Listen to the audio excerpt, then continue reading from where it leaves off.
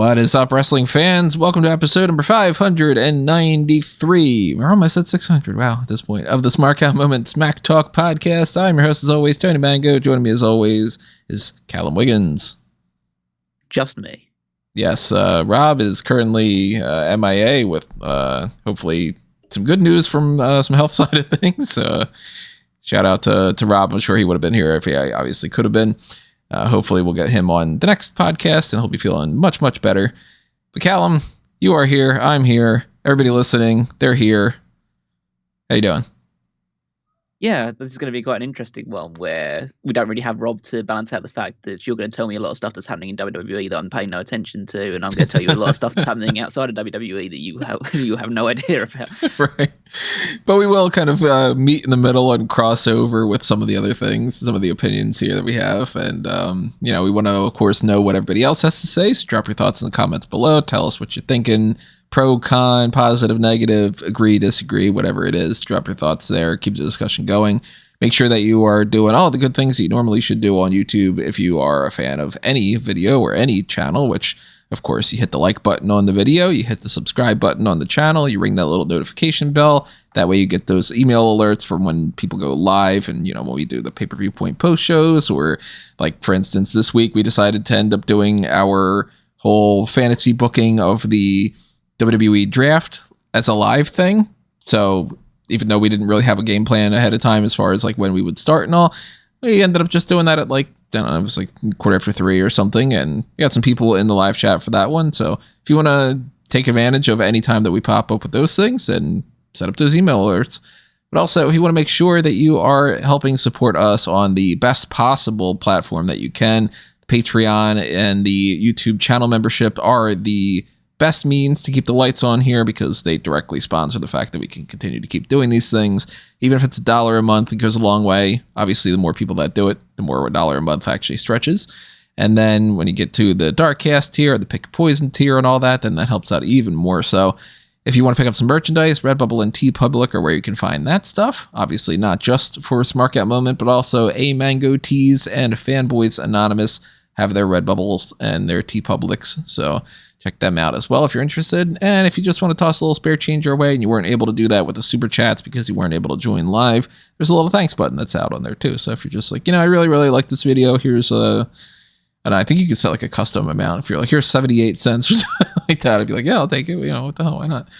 But we'll get into more stuff about some other future plugs and some different things coming down the line later on. Let's get into some of these hot tags here. I want to talk about this one first and foremost, the main topic that I've got for the thumbnail that I haven't created yet while we're recording this. But this is the thing that to me is like the standout hot tag. And we could wait until the end, but let's just do it now. Saudi Arabia pay-per-view coming up has been changed. It is no longer King and Queen of the Ring. Instead, it is now Night of Champions. And I might write up an article about this, diving deeper into it, maybe kind of following up what we talk about here. I don't know exactly what I'm going to do when it comes to that, but I got a whole lot of opinions with this that are kind of what are the different reasons why they might have done it, maybe the repercussions that come out of this, things I like about it, things I don't like about it. Before I get into my conspiracy theories and all, why do you think that they changed this?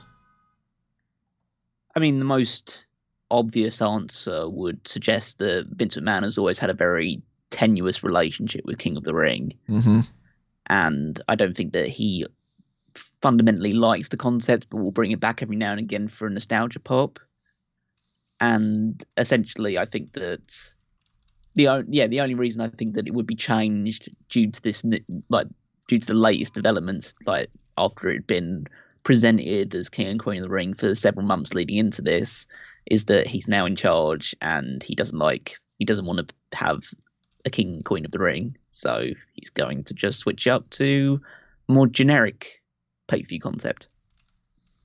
I think that that's possibly the main thing, because it's not like we haven't seen his influence out there. I mean, we saw the way that WrestleMania went down, which may or may not have been any part of what he is saying, but we saw the Monday Night Raw afterward. We've seen things like Becky Lynch saying, Lita was taken to a local medical facility which is like, okay, we're going back to that. You can't say hospital anymore. And the promos have kind of reflected more of a Vince thing. And now it's kind of, well, maybe he is micromanaging, and he very well could have been like, you know what? God damn it. We don't want King and Queen of the Ring. We want Night of Champions on there. Or even more so, we don't want King and Queen of the Ring put anything out there. And he didn't really care that it was Night of Champions or anything. I also think that there's a chance that maybe they're only just now realizing that they don't have anybody in mind for these two. Like, they were sitting there going, okay, well, we're about a month and a half away. Who do we have that we're going to build towards King of the Ring? Who is going to be our Queen of the Ring? And they sat around the table and they went, fuck. And then now that they went, shit, we don't really know what we're doing. They went, let's just change it. Let's just, hopefully maybe we come back around to it by the end of the year. Maybe Crown Jewel, we end up going with it again. Maybe we whatever. But at least if we don't call it King and Queen of the Ring and we just put anything else out there, it could have been No Mercy, could have been Fully Loaded, whatever it could have been a brand new name. That it was just sort of like, okay, well, maybe that'll give us some time to figure it out. Because at least from my perspective, there isn't anybody that stands out as like, okay, they seem like they're building that person up to that right now. Agree or disagree? No. Well, again, it's a case of not as someone who's like a bit more checked out of stuff, at least for the last couple of weeks. I can't say for certain if they are trying to build anybody up, but I mean that's one of the good things about King of Queen of the Ring is that they have historically never really built anybody up for this, at least in the more recent iterations of it. You literally just give it to some random person and then you don't do anything with the person you give it to. Yeah, probably. So it doesn't really, the fact that if they're thinking, oh my God, I have no idea who we're going to give it to, that's probably the conversation they've had most of the times, except for last year where they said, oh, I'll just give it to Woods because Woods has been asking for it, and then we'll just figure out what we're going to do for the women's one at some point. It's not like they ever really did, like anything that Zelina Vega did after becoming Queen Zelina would have necessarily changed if she had just still been Zelina Vega. Yeah. I mean, the only probably reason they did that is because everyone had probably gotten onto Twitter posting about the fact that she hasn't won a single match since she returned to the company, and then she just won a tournament straight off the bat, and she became tag team champion, I guess. But yeah, and Woods just got to be, King Woods for a while and got to celebrate that a bit until they forgot that he was the king anymore. Yeah, I don't know why they do that. Like, why not at least have somebody lose a match? Like, that could have been. Yeah, we've talked about this a million times, but somehow WWE tends to see, or they should see at least, so we should put it that way, money on the table, and then they go, yeah, but no, we don't want that. And I know that, like, I would have booked, for instance, why don't you have a match between Xavier Woods and Roman Reigns on SmackDown? It could be a quick match, you don't have to make it the biggest, big spectacle in the world, but Roman could be like, I'm sick and tired of you having this king thing. You're not the king around here. I'm the tribal chief and all. I'll put my title on the line, but if you lose, you have to stop being King of the Ring. And then that's how you stop it. That would have been, hey, we're advertising a Roman Reigns title match on SmackDown. That would have been potentially a ratings boost instead of just Roman will be here for a promo. And that stuff, I don't know. That's the type of thing that I wonder if there's people in the conference room that are pitching that and other people are like, no, damn it. If we have Roman defend the title, then it somehow diminishes when he does do it or something. Or if somebody's just like, well, stop making sense there, Jeremy, or whatever his name it would be. I don't know. Phil is usually my go-to name. But I think Roman's a good part of this too. I think that there's a chance that maybe they decided that 1,000-day thing needs to be the 100% focus of this, and that calling it Night of Champions somehow reflects that more. Potentially. I might as well call it Night of Champion. Right. That's a little bit weird too. But then again, that also gets into another major thing I want to talk about here. Night of Champions is historically supposed to be, I mean, why did they not just go Clash of Champions? Why are they bringing Night of Champions back? Well, Clash of Champions became just a name.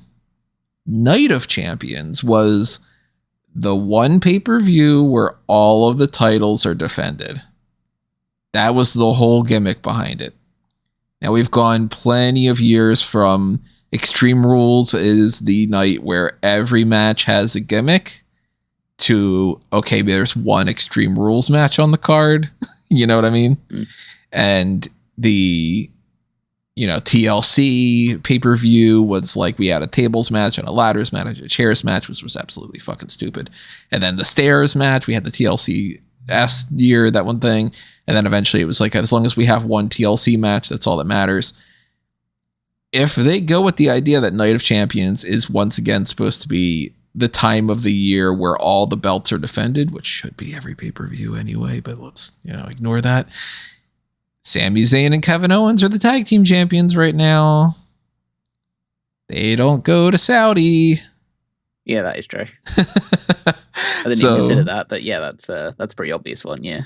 Does that mean, do they just go, well, Night of Champions is the pay-per-view where every championship is defended except for the tag team titles, and we just going to ignore that real quick? Or do they have them drop the belts beforehand? Yeah, that's the other thing, is did they lose the Usos at Backlash? Yeah. That could very easily be the thing. They could, look at it this way. Solo Sikoa hasn't stopped his push. Roman's still champion. It didn't lose to Cody Rhodes. He's certainly not losing at Backlash. He's not even going to be there. We could be looking at a complete reset with the Bloodline. Yeah, there's always the potential for that to be the case.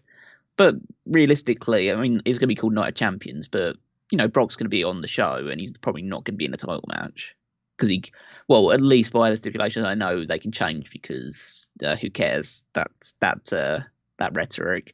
But at least per those stipulations, he can't wrestle for the World Championship. But I doubt that Brock's going to go after like the US or Intercontinental Championships. Yeah. So, but he's still going to have a match on the show because he'll probably be, doing the rematch against Cody after he squashes him in Puerto Rico. Yeah. You know what they might end up doing, which if they do this and they try to classify that as being just as good or whatever, I'll end up just rolling my eyes even more than I normally do. They might end up being like, it's Night of Champions, and that means we've got a match here it's a rematch of Cody and Brock, and if Cody wins, he becomes number one contender to the championship. Oh, isn't this great?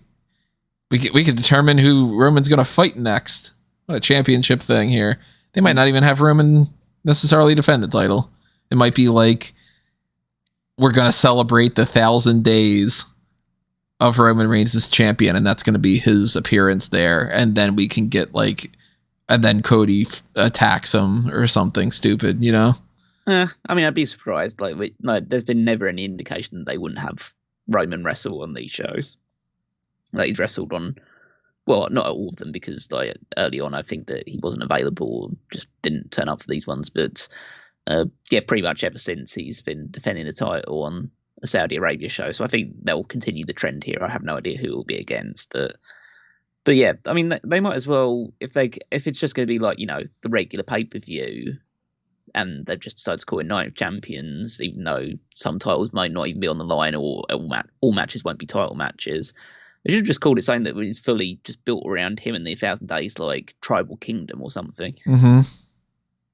Yeah, just go into the new and exciting marketing scheme of the whole thing and be like, we've never done one of these before. We're calling it, I don't know, Head of the Tables, Ladders, and Stairs. Yeah, they could have done something like that, but they specifically went with Night of Champions, which is really strange because, especially on top of that, like we mentioned, they've been using Clash of Champions for all these years. We haven't had a Night of Champions since 2008, 2009? 2015. I didn't realize. I think. Let me double check about that. I thought it was quite like the early 2010s. I thought was probably the last time that they used that, because I know they went away from Night Champions for a while before Clash Champions came back. Oh no, I'm totally losing track here. Clash of Champions was 2016. They had the switch over to Clash of Champions. We haven't had Clash of Champions since 2020. It looks like that was in the Thunderdome. and September 2020 we had that. But Night of Champions, it looks like the last one of those was 2015, and then they switched over to that. So 2015. So I mean, for them to go 2 years since Clash of Champions, but then we had 5 years worth of Clash of Champions. I mean, Night of Champions had been around for a little bit ahead of that time, but maybe it's a trademark thing. As boring as that is, to be like, maybe the trademark is coming up and they needed to prove that they were going to use this in some fashion. So they were like, let's just fucking call it Night of Champions. Who cares? Because we know full well WWE does not care about these things as much as the fans do. So for their perspective, it's like, well, we'll call it Night of Champions and we haven't seen it in a while. Isn't that interesting? And then if somebody says, but that's the pay-per-view that all the championships are defended and you're not doing it, then they go, well, who fucking cares? Come on, stop. Just watch it.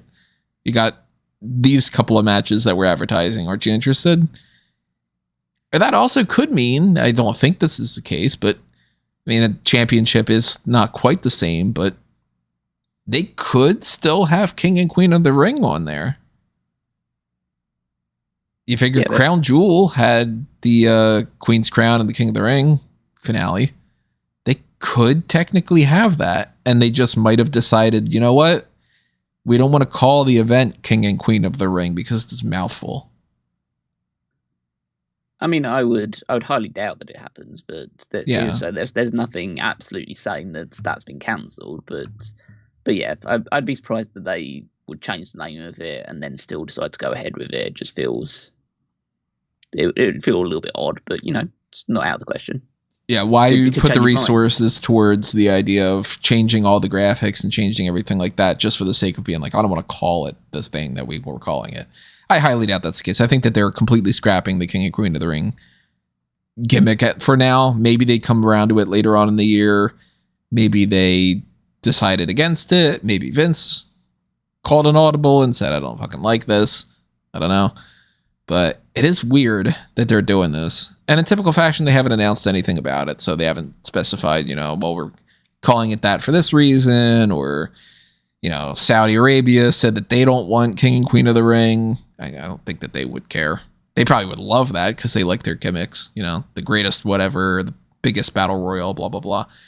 But Night of Champions is coming up. So I don't know. Now I'm even more so thinking, you know what? I don't think Cody's winning that belt then. Nah, of course not. Yeah, so I guess Roman's going to be fed somebody, and it just is what it is. But Tony, think of the adversity. Yeah, it's still not helping to think of the adversity. All right, we'll wait until after Brock beats him at Backlash and then think of how much more adversity they can put on when they have Cain Velasquez beat him in Saudi Arabia. Man, if they have some kind of trick up their sleeve for this, I'm blind to it right now. Because I'm looking at the Night of Champions possible lineups that I'm thinking of, and I'm just like, there's nobody that Roman can go up against right now that I would think would be any bit interesting other than Cody. And then if they do the Cody thing and then it's just to lose again, then it's, I mean, why bother? But then again, I wouldn't have had him lose at WrestleMania. So, clearly I'm on a different creative wavelength than they are. We mentioned the trademark idea. I don't think that that's the case, that they're just running out of the trademark time or whatever, but better transition than any. WWE did trademark something called Superstars of Tomorrow. This is one of the most generic sounding trademarks that we get every once in a while, where they just sort of, yeah, of course you have a thing that sounds like that. And it's probably a boring thing. I don't think this is going to be some game-changing announcement or some kind of this is a new show or a new video game or anything. It could be a show, but I think if it's a show, it's probably something an A&E special where they go the Superstars of Tomorrow. We're going to look back on the history of The Rock when he was young and he would become one of the Superstars of Tomorrow. or it's something that you had brought up before we were starting to record here. Could just be another renaming of the next in line class. So the report from Fightful states that the WWE Superstars Tomorrow is going to specifically be used for a show. Apparently, WWE recently announced that they're going to do a new series on Roku based around recruits that John Cena is going to be producing. So it's tough enough, but not tough enough. It's breaking ground, but not breaking ground. It's well, essentially, it's an introduction to the superstars the recruits that come through the next in line academy, or whatever you want to call it. However they recruit these new athletes that are just being introduced to wrestling for the first time, which, like, fundamentally I think would be a good idea, because it's nice to get an immediate introduction to some of the athletes, learn about some of their credentials, and, you know, get a bit of backstory behind them, because it's better than just like, oh, this random person that used to be in like was cut from an NFL team is signing up for WWE, and we won't know anything about them for 8 months or whatever until they appear on an episode of Level Up or something. And I think, yeah, I mean, that's good to get a bit of backstory. But then you also recognise the fact that, oh, they're going to introduce these people with their quote-unquote shoot names, and then they're going to be completely renamed, and no one will have any idea who that person was that they were talking about in the first place. Like, oh, the Superstars of Tomorrow, we're talking to, like, linebacker Chuck Norris. Don't know. That'd be something. If you came through next in line.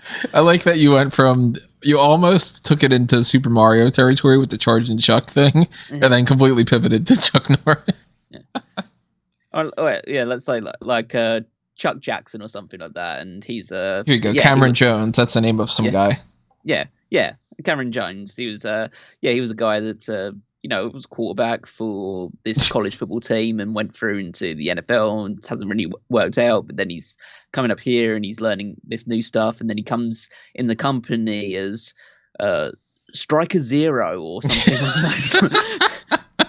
Zero with an X to make it sound even cooler. Yeah.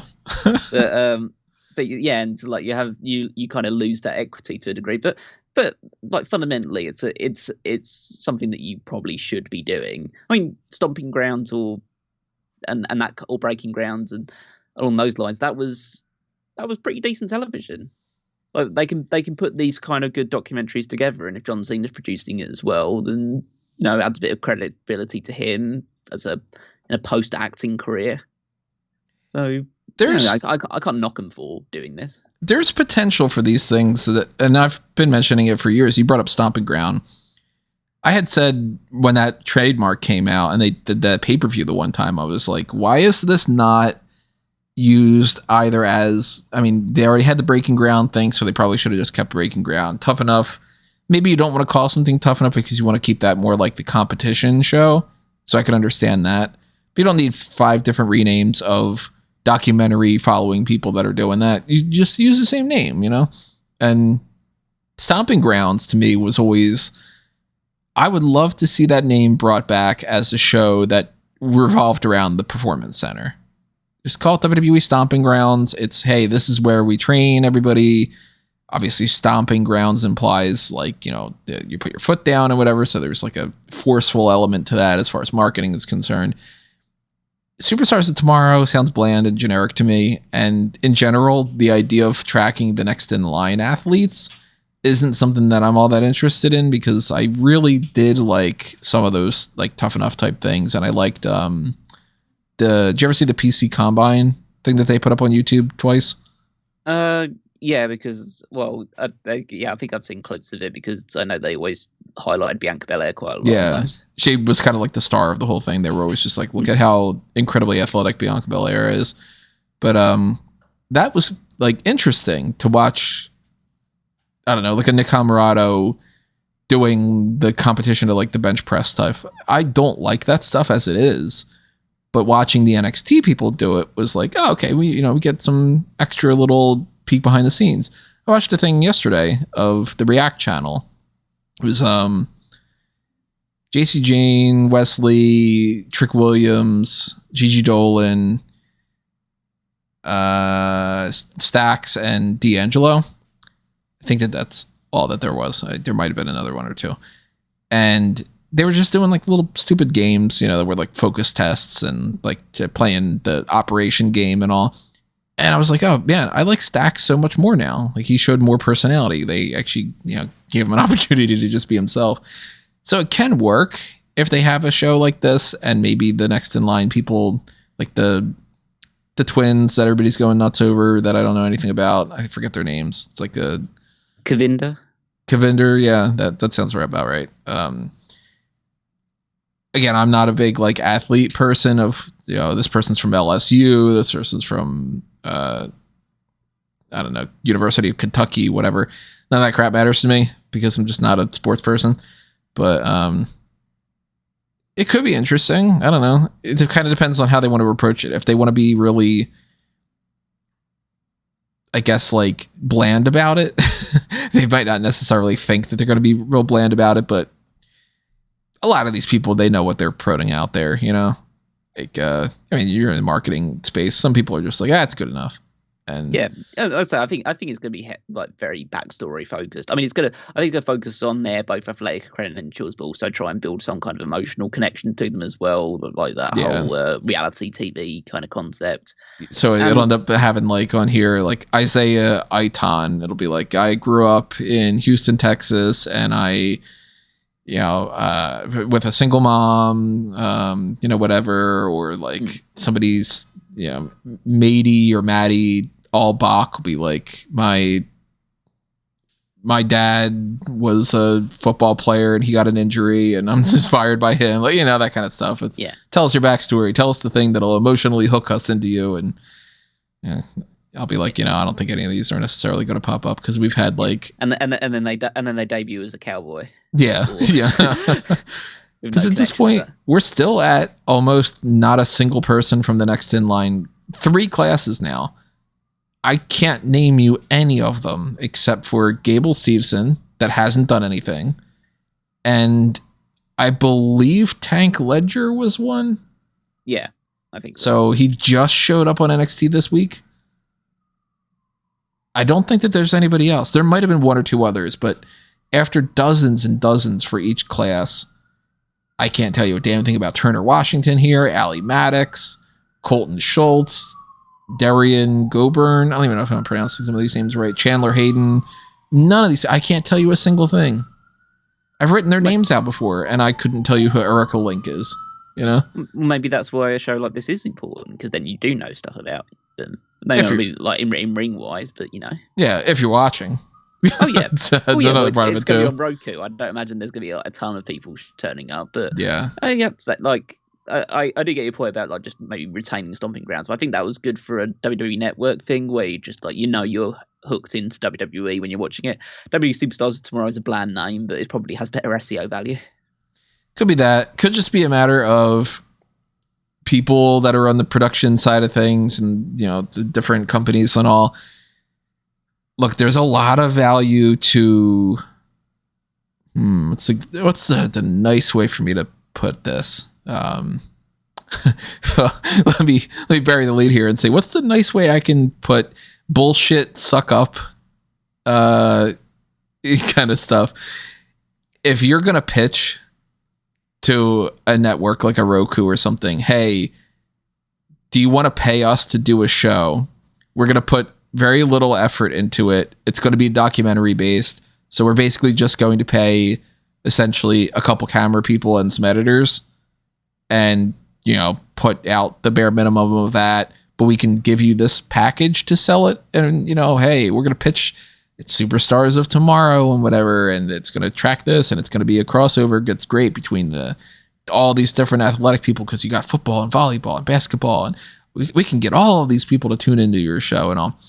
If you're going to pitch that, there's a lot of value to saying a brand new show rather than saying, we've had the trademark stomping grounds. Do you want to repurpose that?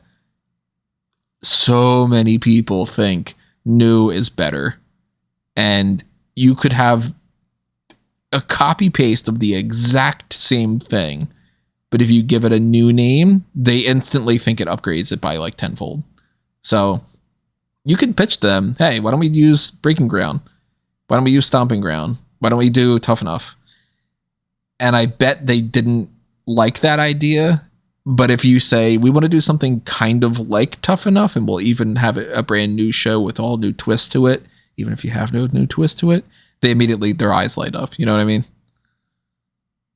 Yeah, yeah, and you always do try and pivot towards something new and different rather than trying to retread old ground, unless it has some kind of real demonstrative heritage behind it. Yeah. Like King of the Ring.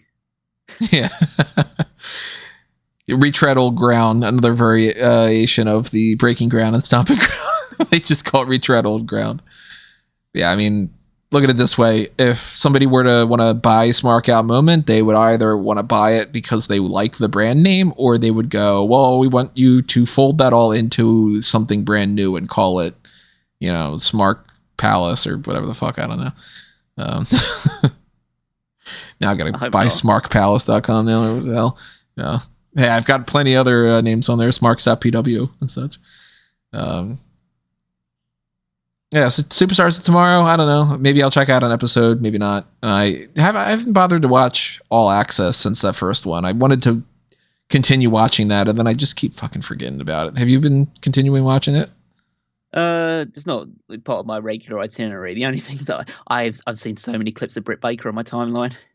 like it is, like she is.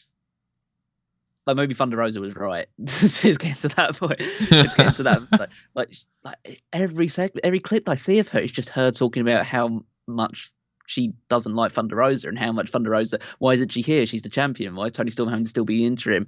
There was this whole clip that I saw, like this minute-long clip of her talking to Tony Schiavone about it, and Tony was just like, hey, "You got to move on. Just move forward." So I was like, "You don't want to keep leaning on to this." Like, but no, she's doing this and this and this, and it's just like Tony's like, "Hey, move on. You can't just keep getting stuck with this one thing. Like it's gonna happen one way or the other." And it's just, I think she's not endearing herself in the same way that I was talking about last week, how Sammy Guevara's kind of doing a bit of a 180 on people's perception on him through this. She's, after turning babyface, could be finding herself walking down a heel path among certain audience members due to this. Unfortunately, this might actually be babyfacing Thunder Rosa when she comes back as well. So, but you never know. As I say, it depends. Like, you're not watching it, I'm not actively watching it. I don't know how many of the more hardcore AEW fan base is watching it. It might just be like a very select portion of people. So I don't think we'll have like major consequences, but it is like shining a different light on some of their wrestlers. I still want to potentially check it out, but man, I've just been so goddamn busy. And well, yeah, I mean, I've been trying to dive into other like wrestling things in the meantime and stuff like that. It's like it's not the sort of content that I would typically watch. It's one of those things like I'll just pick out clips of and find online rather than just sit down to devote a whole hour to just watching it. Yeah, like you said, I mean, not only is it a matter of you got other wrestling and stuff to watch, but there's other things to watch too. Like, oh yeah. I mean, and we're busy. Yeah, I mean, I've been working so much on the Batman blueprint. I've been working so much on the Power Rangers thing. I'll be plugging that later. But like, yeah, if I'm gonna find myself somehow, or at least force myself to take some time where I'm not working, I should put it that way, then I'm gonna do something like I'm gonna watch a show with my wife. Like we watched Swarm. Like that was a good show. We're watching Beef now. Like, yeah, I'm gonna watch an episode of Beef tonight. I'm not gonna go watch All Access. No, screw that. Check out those shows, everybody. Yellow Jackets is another good one. But Superstars of Tomorrow, I don't know. Maybe I'll check it out. If it ends up being something that they promote and it seems like they actually are passionate about it and they care, then I'll be more likely to watch it. If it's a show that they seem to go, oh, look at that, on another A&E special, it's Superstars of Tomorrow, or not A&E because it's Roku, but like, check out Superstars of Tomorrow on Roku. All right, moving on. Then it'll be very clearly, all right, they did it for paycheck. And if they did it for paycheck, they clearly didn't put effort into it. So I don't need to put the effort into watching it. I stopped watching plenty of other low effort shows. That doesn't need to be the first one, Let's talk about this idea here. Speaking of new shows and all. Got that Saturday show from AEW that's still kind of lingering around. Still think it's going to be that AEW Collision name. And that's why they probably trademarked that. But there's a little bit of rumors, I don't buy a whole lot into it, that maybe they will be doing a brand split. And there's a couple of reasons why I don't think that this would be the case. And maybe one or two reasons why I could see why people think that that's happening, but I still don't buy into it. Yeah, the roster's bloated. I get it. You agree with that probably too, right? Oh yeah, it's a big roster. So I could see the reason why people would want a brand split. And I could also see people going, hey, this is a good means to have CM Punk on one brand and the Elite on the other brand. Yeah, I was going to say that the show is just going to be CM Punk and FTR talking for an hour at a time and wrestling each other in different configurations. Right. But how do you do a brand split when you got the 3 shows like that? Do you just say, well, you're going to call this AEW, I don't know, AEW Red and AEW Blue. Let's just go with the twins from DC and Marvel or something. That's a fucking deep cut. Why did I go with that thing? Wow, that one issue of a crossover. I'm way much into the comic book headspace right now. Yeah, let's just say we call it Raw and SmackDown of AEW, whatever, red and blue. Do you go with like Dynamite is the one brand and then the other one is split between Rampage and Collision? That's kind of weird to have like half of the show on one night, half of the show on the other night. Yeah, it wouldn't really work. You'd have to have like almost one of those shows would be an equivalent of Heat, where it's just like, a Saturday show where you just do some extra fun matches from either show, really. Like you have some, you don't like cross pollinate in terms of like, well, in this universe, quote unquote, Dynamite wrestler against a Rampage wrestler, but you put a Dynamite match on page match on that show as well, and you just do some additional feud stuff there. And you designate one for the other ones, and you'd make, well, if you wanted parity, you'd make Rampage 2 hours long as well. But yeah, I mean, and then at that point, you might as well just be like, well, why are we having the Saturday show? Why aren't we just having Rampage move over to Saturdays? Or you know what I mean? Like, it's kind of, I don't know. I don't know what they're going with here. They got so many hours of television as it is. Between the AEW Dark stuff and Ring of Honor and all. Ring of Honor is effectively the second brand, so wouldn't you do that instead? Well, yeah, that's why I don't think these brand split things hold any water. I think it's just just a load of speculation being thrown out there. So I mean, yeah, I think that's I don't think that this whole brand split rumor would just be based around the fact that WWE's is the only company that's done a brand split, and everyone just thinks that AEW has to do the same thing that WWE did, or right. Like they've got a big roster, so they're going to have to do that. It's like, surely you look at the WWE thing, and I'm someone who likes the idea of a brand split if it's done correctly. But surely you look at that, what WWE has actually done with the brand split over the years, and just say, yeah, we're not doing that. That's stupid. Unless you have the right system for it, then you kind of are shooting yourself in the foot by doing it again, because you're not going to learn from the same mistakes, Yeah. So, yeah, I'd say it's something that can easily be done in a better way, but I just don't see the need for it. Again, we know that there are certain wrestlers that don't get a lot of time on AEW due to the fact that they have to concentrate on some of their core people. But, that's like a reality in every promotion. And realistically, what should happen is that those people that aren't getting those TV time should go to smaller promotions to, be bigger fishes in smaller ponds. And that's how the ecosystem should really work, rather than, be stuck like either WWE, AEW, anywhere else. If there's wrestlers there that aren't getting prominently featured and aren't enjoying themselves there, they need to just either take a step down or a step across, really. Yeah, and even though Ring of Honor is technically not AEW, it's AEW. I mean, come on, I mean, yeah, there's a lot of the AEW wrestlers appearing on it, but I think they've done a good job of establishing some people as definitively these are people that you'll 99% of the time only going to see on Ring of Honor. Like Right. Joe is now a Ring of Honor guy, and Athena is a Ring of Honor like woman, and it's like that is like if you want to watch them, you're probably just gonna have to tune in on Thursday nights because so again that's what you should do with a brand split is you're only going to see X person on this show, so you better tune in if you like that person. So. And if you want to, you can move them in between and you can be like, we really, really think that somebody like an Athena like would benefit the AEW women's division. So let's move her over there. Then let's move somebody over there. You can play around with that and all. But if you blur the lines too much, then it just becomes, all right, well, why am I bothering to watch AEW Collision on Saturday nights if it's the exact same show as Rampage?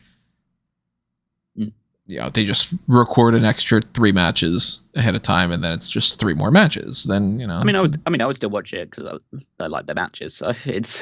So again, it just depends on who you put on those shows. There has to be some people with the hold a certain at least significance to you personally. Right. Yeah. Same as what we were talking about with Battle of the Belts. If you just kind of half-ass it, then the Battle of the Belts things are not all that special anymore, and you might want to watch it for the match, but you're not going to be like heavily invested in it.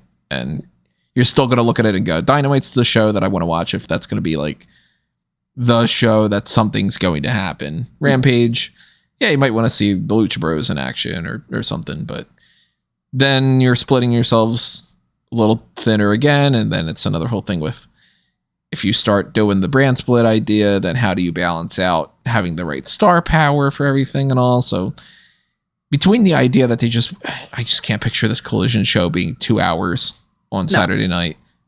And then I can't see them being like, all right, brand split being Rampage on one night. And then on the next night, it's the other thing. That's messy as all hell. So no, I would be shocked as all hell if they announced that there's some sort of a brand split idea.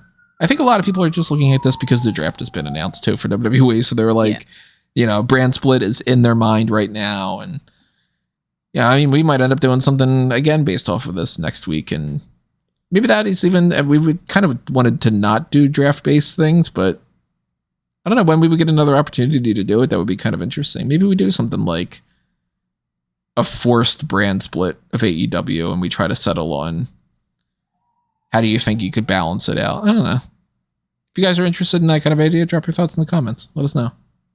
I'd be kind of interested to see where our thoughts are of like, look, if we need another champion opposite MJF, who do you think's good for it?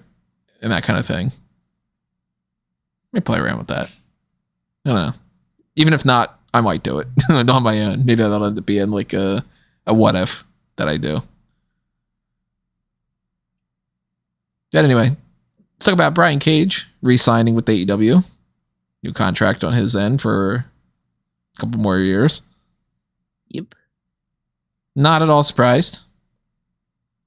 Definitely less surprised than I would have been like when it announced that he was being re-signed again a year ago. Yeah. Yeah, I mean he's a Ring of Honor 6-man tag team champion. They're now doing this a new expanded faction between the Embassy and Mogul affiliates with Swerve Strickland. So yeah, AEW has a track record with certain factions. Between that and the Firm and all, it's almost like they need to have at least 2 factions at a time that are just completely failing. I mean, I'd say completely failing. Like, I know it's a rough start, and we'll talk about that when we get into the actual AEW review about the match with Darby and what that means. But I mean, it's not exactly a group that's failing. Like 3 of them in that faction are champions. Yeah, champions in Ring of Honor, but they're dominant champions in Ring of Honor. So I'd say it's not the greatest start for Swerve, but that's the one I'm thinking is failing more is the Mogul affiliates part.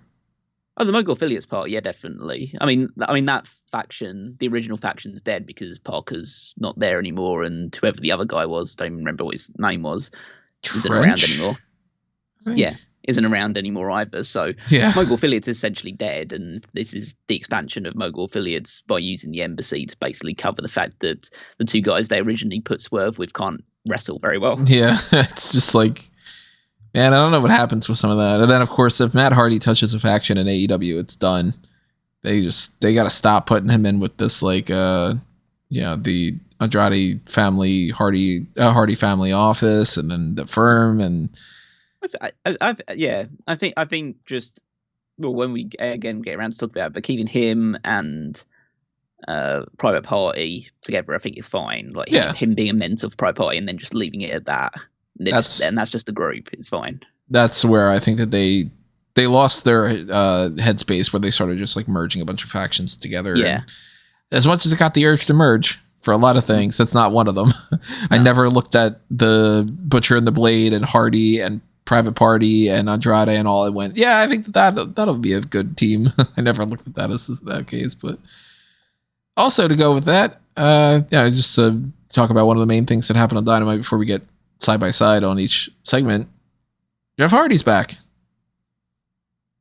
Woo! Okay. Let's just straight out talk about it, because, it's a time bomb situation in the same way that the Punk thing coming back is just I've just seen people on Twitter and stuff like that with just the clapping hand emoji saying he's just gonna do it again, and you get that same feeling with Jeff Hardy. And I know that it's been like the source of a lot of like whataboutism, because people talk about he's done all of these things and that's dangerous, and he definitely, again, not giving a pass, but then people talk about, well, the Usos just main evented WrestleMania and one of them has got 4 DUIs, and so it's just like, where do you draw the line? And we draw the line essentially of saying, if you think that this guy is still going to just generate a pop for you, you take a risk at your own peril, essentially. If you think that the pop and you think that the name value that he brings to your company is worth the potential disruption and negative press that he can bring, then that's up to you. I personally wouldn't take that risk, but I'm not in charge of a wrestling company, so I don't. Having to balance that stuff out is a difficult proposition. So I don't blame Tony Khan for taking this step, and as will always be the case when this happens, I hope that he has got his shit together and that things will work out for the best. I'm not particularly excited about it, because I don't think the work that he was doing in AEW prior to his latest arrest was anywhere near the standard that he used to produce, because his body is just seemingly broken. But people are always going to forgive and forget Jeff Hardy. So if there's one thing that happens in Jeff's career that we can bank on, it's people forgive and forget Jeff Hardy. Yeah. And he gets all the, hey, this time it's different type energy every single time. And then, look, I mean, Boy Who Cried Wolf is a really important story that you teach kids. I'll put it that way. Yeah, as I say, like, it will almost certainly blow up in people's face, but that, like I say, that's the risk that he's willing to take for it. And I don't know how long he signed for the company for. I guess if you're in this situation, you're probably would try and get your money's worth out of it. So I think if you limit him to being more of a special attraction thing where he wrestles, I don't know, once a month, or he's more on a, not even, obviously, I'd say probably more on a Sting-like deal, where, you put the Hardy brothers together for a match every now and again, or they're there supporting Private Party but not really wrestling that much, then he can that could probably be better on his body, which will hopefully be better on his mind. Yeah. So that's the only thing you can hope for. I don't want to just go in. I'm going in with the complete expectation that it's all going to go horribly wrong, but I'll still outwardly project the hope that things are different this time. That's the recurring thing, is always, man, I hope we don't have the same conversation we always have. Because again, I know you can't be too hopeful with Jeff, because we've all been burnt too many times before with this. But it was always the same with Jake Roberts until it wasn't. Yeah. There's always that one. Well, hopefully always. When these stories end up with a good ending, there's always that moment where things do change forever. And he has been to rehab this time, so there is, again, you always hope that this is the one time where it all just clicks. Mm-hmm. So hopefully that's the case. Yeah, that is the best possible case scenario here. Whether or not he ends up being a major part of the roster, whether or not he ends up having however many matches are still left on his bump card, whatever. You know, I mean, ultimately, Jeff himself is the one that needs to get better. And if they feel like he's ready to come back, then we'll see. Yeah. I don't know. I would say also, it's like, even though he's never been my favorite wrestler, I don't think he's particularly one of yours either. He's I mean, I forget exactly when I did a ranking thing recently that I haven't put out there yet, but he's in my top 50.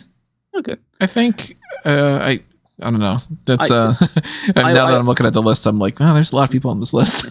I was always one of the guys shouting that Matt was the far better of the two, and in the same way that there's a lot of people online that shout about how Christian's the better out of him and Edge.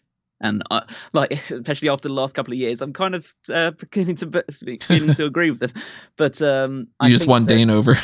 Yeah, but I think that, but yeah, you have to say that, like, for a guy that has given as much as he has, like as much of his body to some like outstanding moments in wrestling history and some really cool spots, I think he might be. I say, don't do anything that's going to endanger other people's lives again. Like, if you're going to just endanger people, just endanger yourself. But I think that, like, he's kind of earned a few chances. I don't know. Maybe that's an unhelpful thing to say, but it's a case of, you know, I've seen how much his body has gone through over the past, like, 2 or 3 decades, and so if anybody is entitled to be broken down by this point, it's probably him. Yeah, I see what you mean. Not saying that I want to see him wrestle anymore, because I think he probably should retire at this point, but, you know, if that's completely down to him when he decides that he wants to do it. Yeah, and maybe they've seen enough that they are willing to take that risk, or maybe they also are just sort of like, you know, hey, he's got a certain amount of time left on his frozen contract, and let's just put him out there and see what happens. Maybe that's the case too. That's the one hope, that you hope this company has done their due diligence on the matter. The same thing with if and when Punk does come back, that they've done the same thing. Doesn't seem like it, but you hope that that they have. We keep doing this check-in of like percentages and stuff, but at this point, where are you standing? Punk back 50-50, 60-40, where are you at? Oh, it's as close to 100% as been at this point. I think that it's probably a solid 80 to 90 now. I just, like, I can't see as much of this stuff that has come out now about how, because clearly, I'll say clearly, because I know it's all just reports and stuff like that, and these things can change on a dime, but there's so much now pointing towards the fact that he wants to come back, and they're making plans for him to come back, and we know that he'll be healthy and ready to go probably around May, June time, that it seems it's now less likely that he won't come back and they're going to cut ties with him. If they were going to cut ties with him, it would happen by now, I think. I'm still not sold. I'm still about like 60-40. Because, I mean, Jericho keeps talking about how he doesn't like him and stuff, so that's how much influence do they have, you know? The thing is, I don't think that the attitude in the locker room has probably changed significantly. I think there's still probably a lot of people that still like him, and there's a prominent voice of people that don't like him, but I think that some of the people that don't like him still recognize that there's business to be done and there's money to be made. That will kind of, you know, they won't hang out with the guy, but they'll do what's right to get a bit of money behind it. Because, you know, the thing, like Jericho outwardly would say that he doesn't like him. Punk clearly doesn't like Jericho, but he'd be the first guy to say, "Hey, I think I could work a program with this guy and get myself on a few more bits of TV." Because that's what Jericho's like. Jericho will always sacrifice personal feelings to where there's opportunities to be made. So. And there's a credit to him. That's how he stayed relevant for so long. But I think that there are certain people within the company and the E in AEW in particular that might not have to share that same opinion. So let's go with actually, do you want to go Impact? Do you want to go New Japan, or do you want to go Raw? I mean, it's basically, if you want me to talk more, do you want to talk now? It's kind of what you want to ask there. I mean, we can get AEW and Impact, no, AEW, New Japan and Impact out of the way before we start moving into TV stuff. All right, let's talk about New Japan then. Okay. I did not watch this show, but you did. Sakura Genesis 2023, seemingly a very important show, at the very least. Yeah, so I'll just talk about the most prominent matches, because obviously that was the typical New Japan thing of having some like multiple multi-man tag team matches at the start of it. So they also did this like funny thing about this. They called it the I'm not going to pronounce it properly because I butcher it, but this Shinichi Champion Grand Prix celebration match. So, but essentially what it was a randomized match. So essentially it was a 6-man tag where 3 random wrestlers came out to form one team, and then 3 random wrestlers came out to form the other team, and nobody knew who was going to be in the match before it got announced, before it started.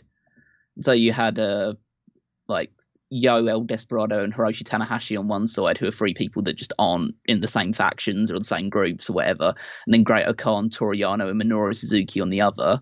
And Minoru Suzuki and El Desperado are 2 members of the 6-man tag team champions in New Japan as well, and they were on opposite sides. So it was just, just a weird thing they decided to do. But they've done a couple of these shows recently where they do these like randomizer shows where basically every match is a match that isn't announced ahead of time, but they're just going to throw people out because New Japan has enough credibility that they can kind of get away with stuff like that.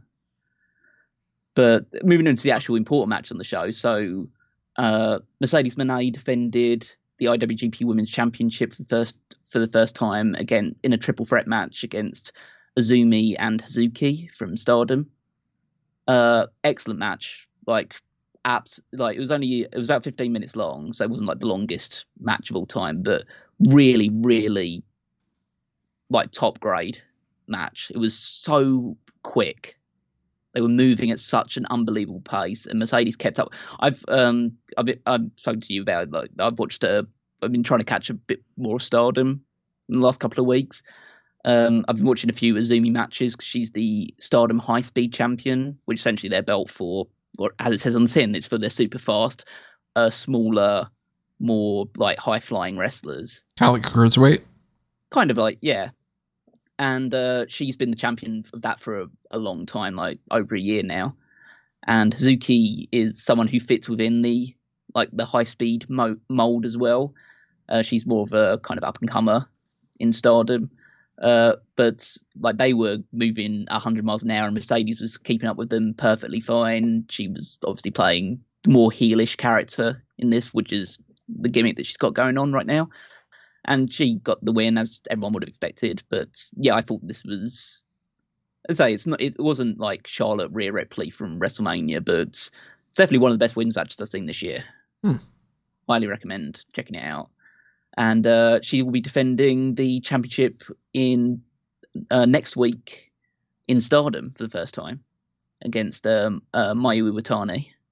So that's something I'll be checking out as well. So. Then we had Zack Sabre Jr. defended the television championship against Shota Umino. Again, nothing much to show about there. It was just a good match you expect between these two. Sabre put in a cradle to get the victory over Shota. Notable result here with IWGP Tag Team Championships. Aussie Open defeated Bishamon to become the new tag team champions. So that's important. That's significant because obviously we've seen a fair amount of Aussie Open on AEW and Ring of Honor recently. They're also going to be defending the titles on Rampage against Best Friends. So that's good. It was nice to see a bit of a freshen up. The crowd was super into Aussie Open, which is surprising because Bishamon are a really popular tag team. It was Yoshihashi and Hiroki Goto. And they'd recently defeated Okada and Tanahashi in a tag title match.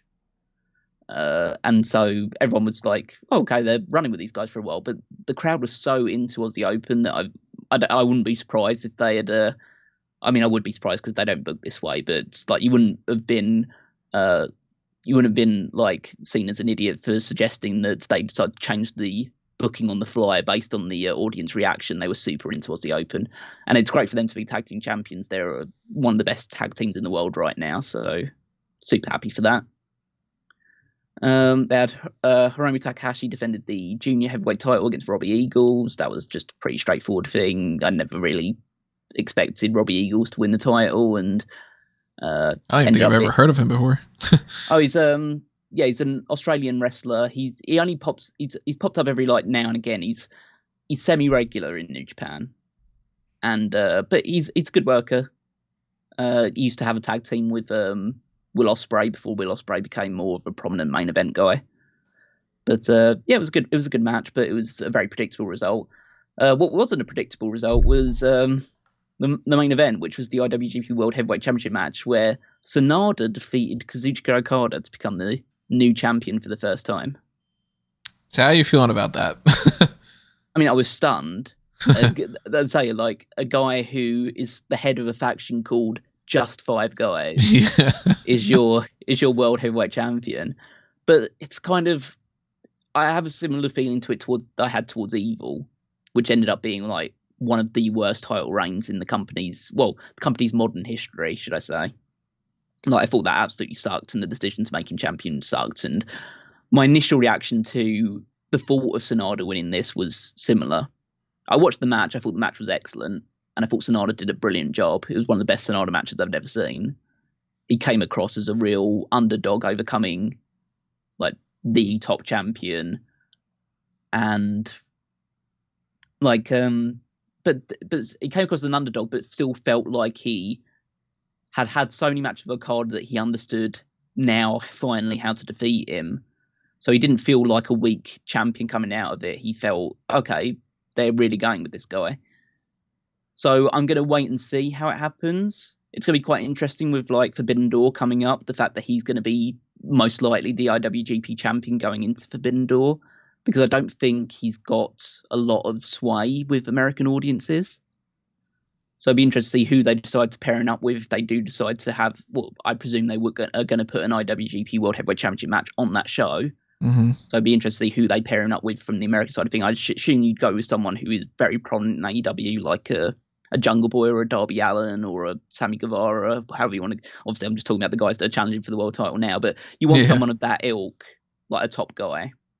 It's weird though, because it's like, I mean, as an outsider that doesn't watch New Japan, Sanada is not a guy I'm familiar with. I couldn't tell you a damn thing about him. And I would think that something like a Forbidden Door thing, you would want to make sure that you would have that championship, because, I mean, the likelihood that the champion's going to lose is extremely low. That you would want to have it on like a Tanahashi or a Naito or Okada, or, I mean, back when he was in the company, Kota Ibushi, like, you know, I mean, the big names that are kind of like you revolve around, you know, and I wouldn't think Sanada would be that, but then again, I haven't been watching it, so maybe that's sort of, is he kind of more along the lines of like,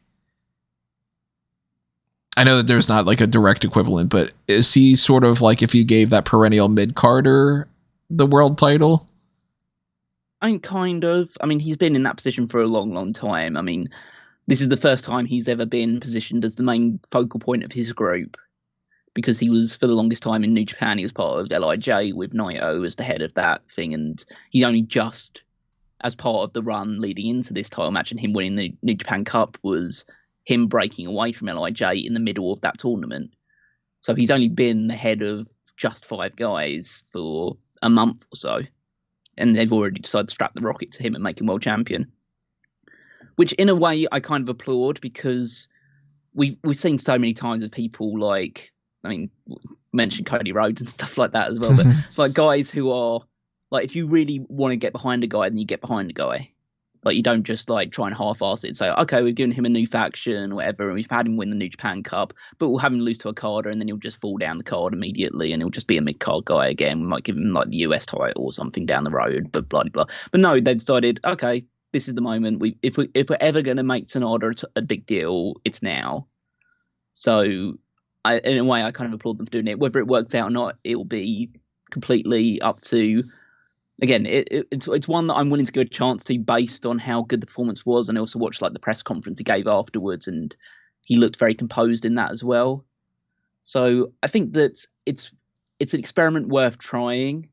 It's an experiment that could very easily fail, and maybe by the time the G1 climax is going on, I don't think he'll be the champion going into unless it goes really well. I don't think he'll be the champion going into Wrestle Kingdom.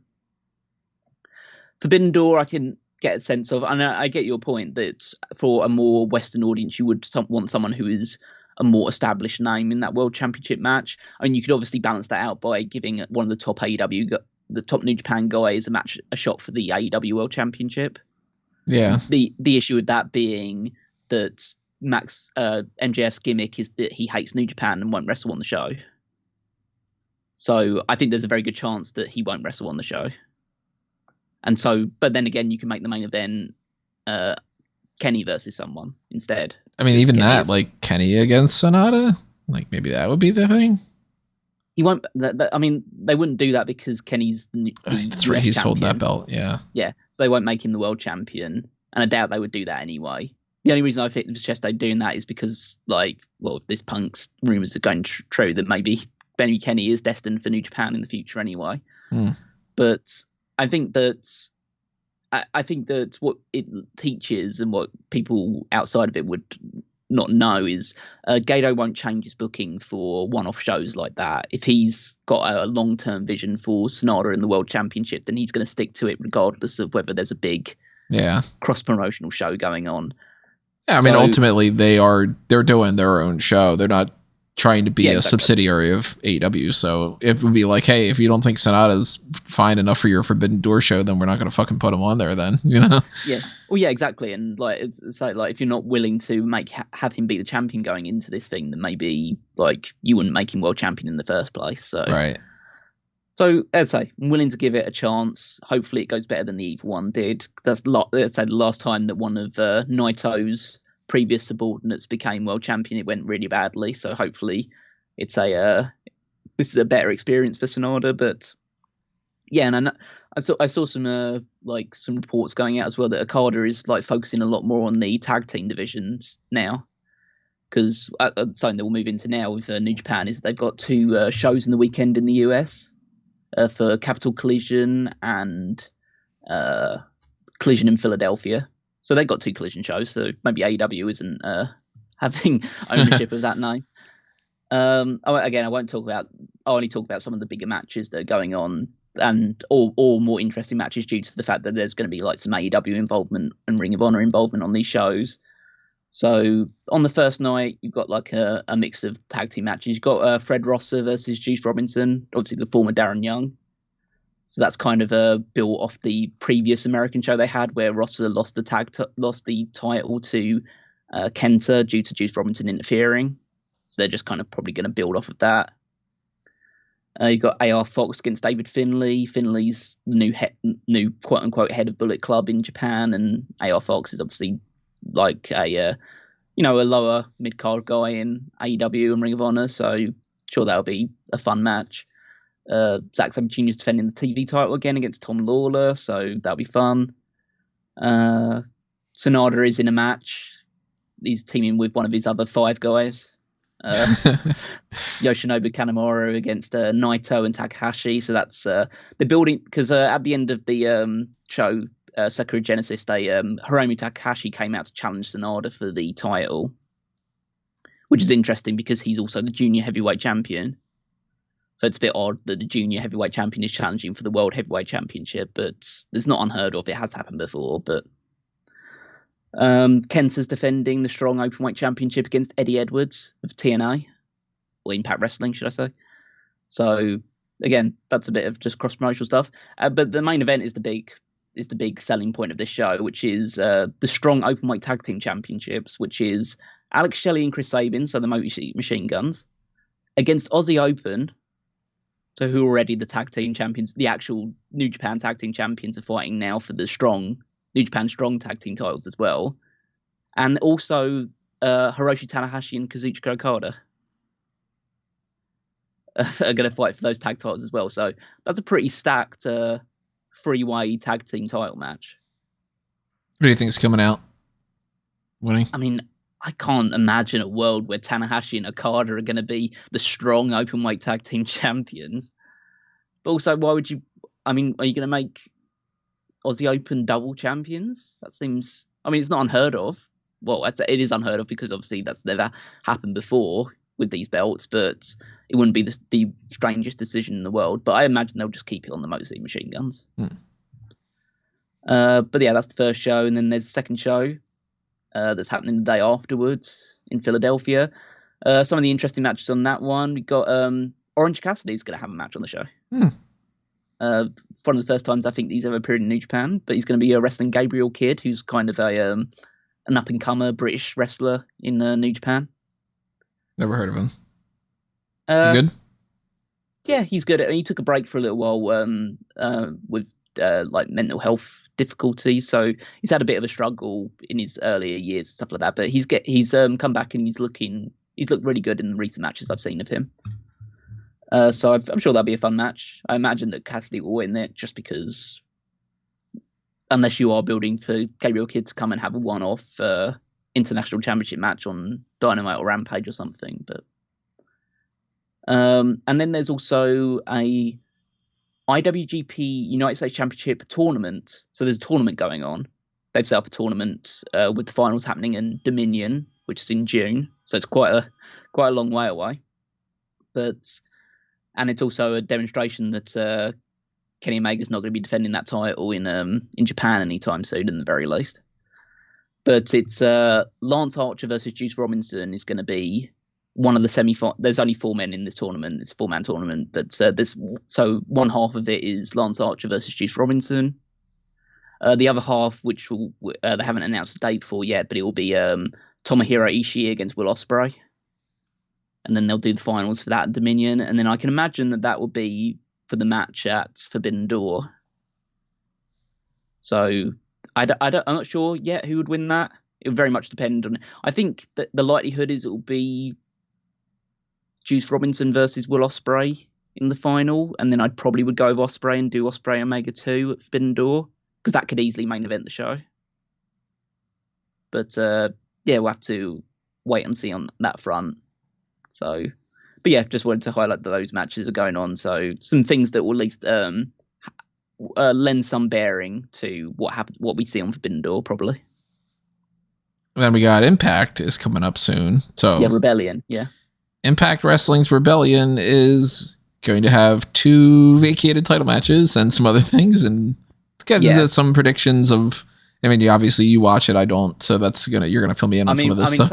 Saying that I watch it is probably a bit of an overestimation. As someone who is trying to watch more wrestling, Impact doesn't really hit onto my radar as much. But this show has been been a bit snake bitten really, with the fact that both Josh Alexander and Mickey James have had to surrender their championships due to injury. So, I mean, I guess in one way it's obviously disappointing because you don't want to see your world champions go down with injury, but in a way it adds to some excitement because we're going to have 2 new world champions crowned on this show. So it adds that little bit of spice to it. But this is the card. We can do some quick predictions. I won't obviously spend too much time on it. You'll need to fill me in on, for instance, you got Heath and Rhino, which I still can't believe they're a fucking tag team. That's so crazy to me. This has been like 6 years or something, 7 years of them as a tag team. That's insane. I have no idea who Champagne Singh and Shera are. I mean, I know who Shera is because it was. I always remember the Mahabali Shera, who's this guy, but he's just like he's just taking the surname approach now. Same like Cesaro's. Not Antonio Cesaro anymore or anything like that. I always remember he used to do like the dance to the ring where he would just tap his shoulders in a really weird way. It's like, but I don't really have any bearing on who would win that match. I'd just go Heath and Rhino because they're the ones I'm more familiar with. But I'll go them too. Why not? Yeah. Last Rights, PCO versus Eddie Edwards. So this is a feud that's come off the back of. A feud that's continuing off the back of the dissolution of the Honor No More stable, because now Honor does exist. Ring of Honor does exist, so you don't need an Honor No More stable. But so it's PCO against Eddie Edwards. Last Ride, so I assume it's just going to be some sort of bastardization of a Monsters Ball type thing. But, I'd say Eddie Edwards will probably win. He's probably the guy that's got more legs in him moving forward. Oh, what the hell? I'll go PCO. It's not like any money's on the line. Yeah. This is interesting. So you got the design of Alan Angels, Big Con and Cody Deaner, with Sammy Callahan in the corner against Joe Hendry, Dirty Dango, the former Fandango, and Santino Marella. Fuck it, go with the Santino, Hendry, and Dirty Dango team. That sounds fun. Yeah, it's definitely a fun team. It's a very colourful team. I mean, I literally saw on the latest Impact show, Santino pulled out the Cobra, so he's still using that. But yeah, that could be fun. I think the design will win just because you don't need Santino winning at this point. He's an authority figure in Impact, so I mean, I'd rather the fun team won, but they'll probably go with the actual team, the more established team, to win. Hardcore War, definitely something that I'm not looking forward to. Hey, latest ACW reunion, let's do it. Team Bully Ray, Kenny King, Masha Slamovich, Moose, and Brian Myers against Team Dreamer, Tommy Dreamer, Frankie Kazarian, Yuya Uemura, Killer Kelly, and Bhupinder Gujjar. I'm super not familiar with Gujjar. I'm familiar with basically everyone else. I know a little bit about everybody except for I don't really know Uemura. I know nothing about Gujjar, and I am not familiar with Masha Slamovich other than her name and everybody else. But yeah. Slamovich has had a lot of matches for the Impact Knockouts Championship in the last year or so, so she's fairly prominent in the Knockouts division. But yeah, I don't really care about this because I just don't like anything with Bully Ray involved at this point, and Tommy Dreamer just shouldn't be wrestling anymore. But you know, I'm going to go with Team Dreamer because I think they have plans to push Frankie Kazarian probably because he's back now at the company, so they'll probably try and push him forward. But that's all I can really go on. Yeah, and have the baby faces win probably. Get a good pop with Team Dreamer. That makes sense. Impact Knockouts tag titles, the Coven of Killing King and Taylor Wilde in a rematch with the Death Dolls, Rosemary and Jessica, obviously now no longer with Ty Valkyrie, even though they are continuing the storyline on TV that they're trying to find Valkyrie in the what do they call it? Whether they're like this hidden vortex to the other world is that Rosemary and Jessica always talk about. I'm kind of sick of that storyline. But yeah, it's just a rematch from the previous one. I imagine the Coven just retain their titles because I don't think they'll lose them straight back to the team they beat them from. Most likely not, yeah. X Division Championship, Trey Miguel, Speedball, Mike Bailey, and Jonathan Gresham. This is interesting. Trey Miguel's been champion for quite a while. I'll go Gresham.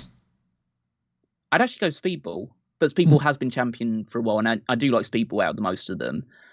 But yeah, Gresham does make sense. Like, also it's an elimination triple threat, so that adds a bit of interest to it because there's multiple ways that could go. But yeah, I think I'm gonna go. Yeah, I'm gonna go Bailey. As I say, there's nothing riding on it, but yeah, Gresham is a perfectly fair choice, and frankly, Miguel could just retain the title. It's very much up in the air, that one. Also up in the air will be the tag team championships because it's going to be an Ultimate X match. Bullet Club of Ace Austin and Chris Bay. God, there's Bullet Club everywhere. Really, everywhere except for WWE. Yeah. Oh, you got the Good Brothers and AJ. Yeah. I mean, well, they just don't pop up. Yeah. Yeah, and the versus the Motor City Machine Guns of Alex Shelley and Chris Sabin. They're gonna have a busy weekend. Yeah, I think that they'll probably have the titles retained here as well because again they're the team that beat the Motor City Machine Guns for the title. Again, it's not out of the question that they would just drop it straight back to them, but I think they want to try and run with this team for a little while. So I'm going to say the titles don't change hands here. Yeah, I'll keep it on Bullet Club too. Why not? I mean, you're crowning 2 new champions as well, so it's not like you need other title changes really. I mean, you can obviously with the X Division title, there's a chance there. Knockouts World Championship, Jordan Grace versus Deonna Purrazzo. This is interesting because this is like a toss of the coin for me. I have no idea which one they're going to, because Jordan Grace was the previous champion.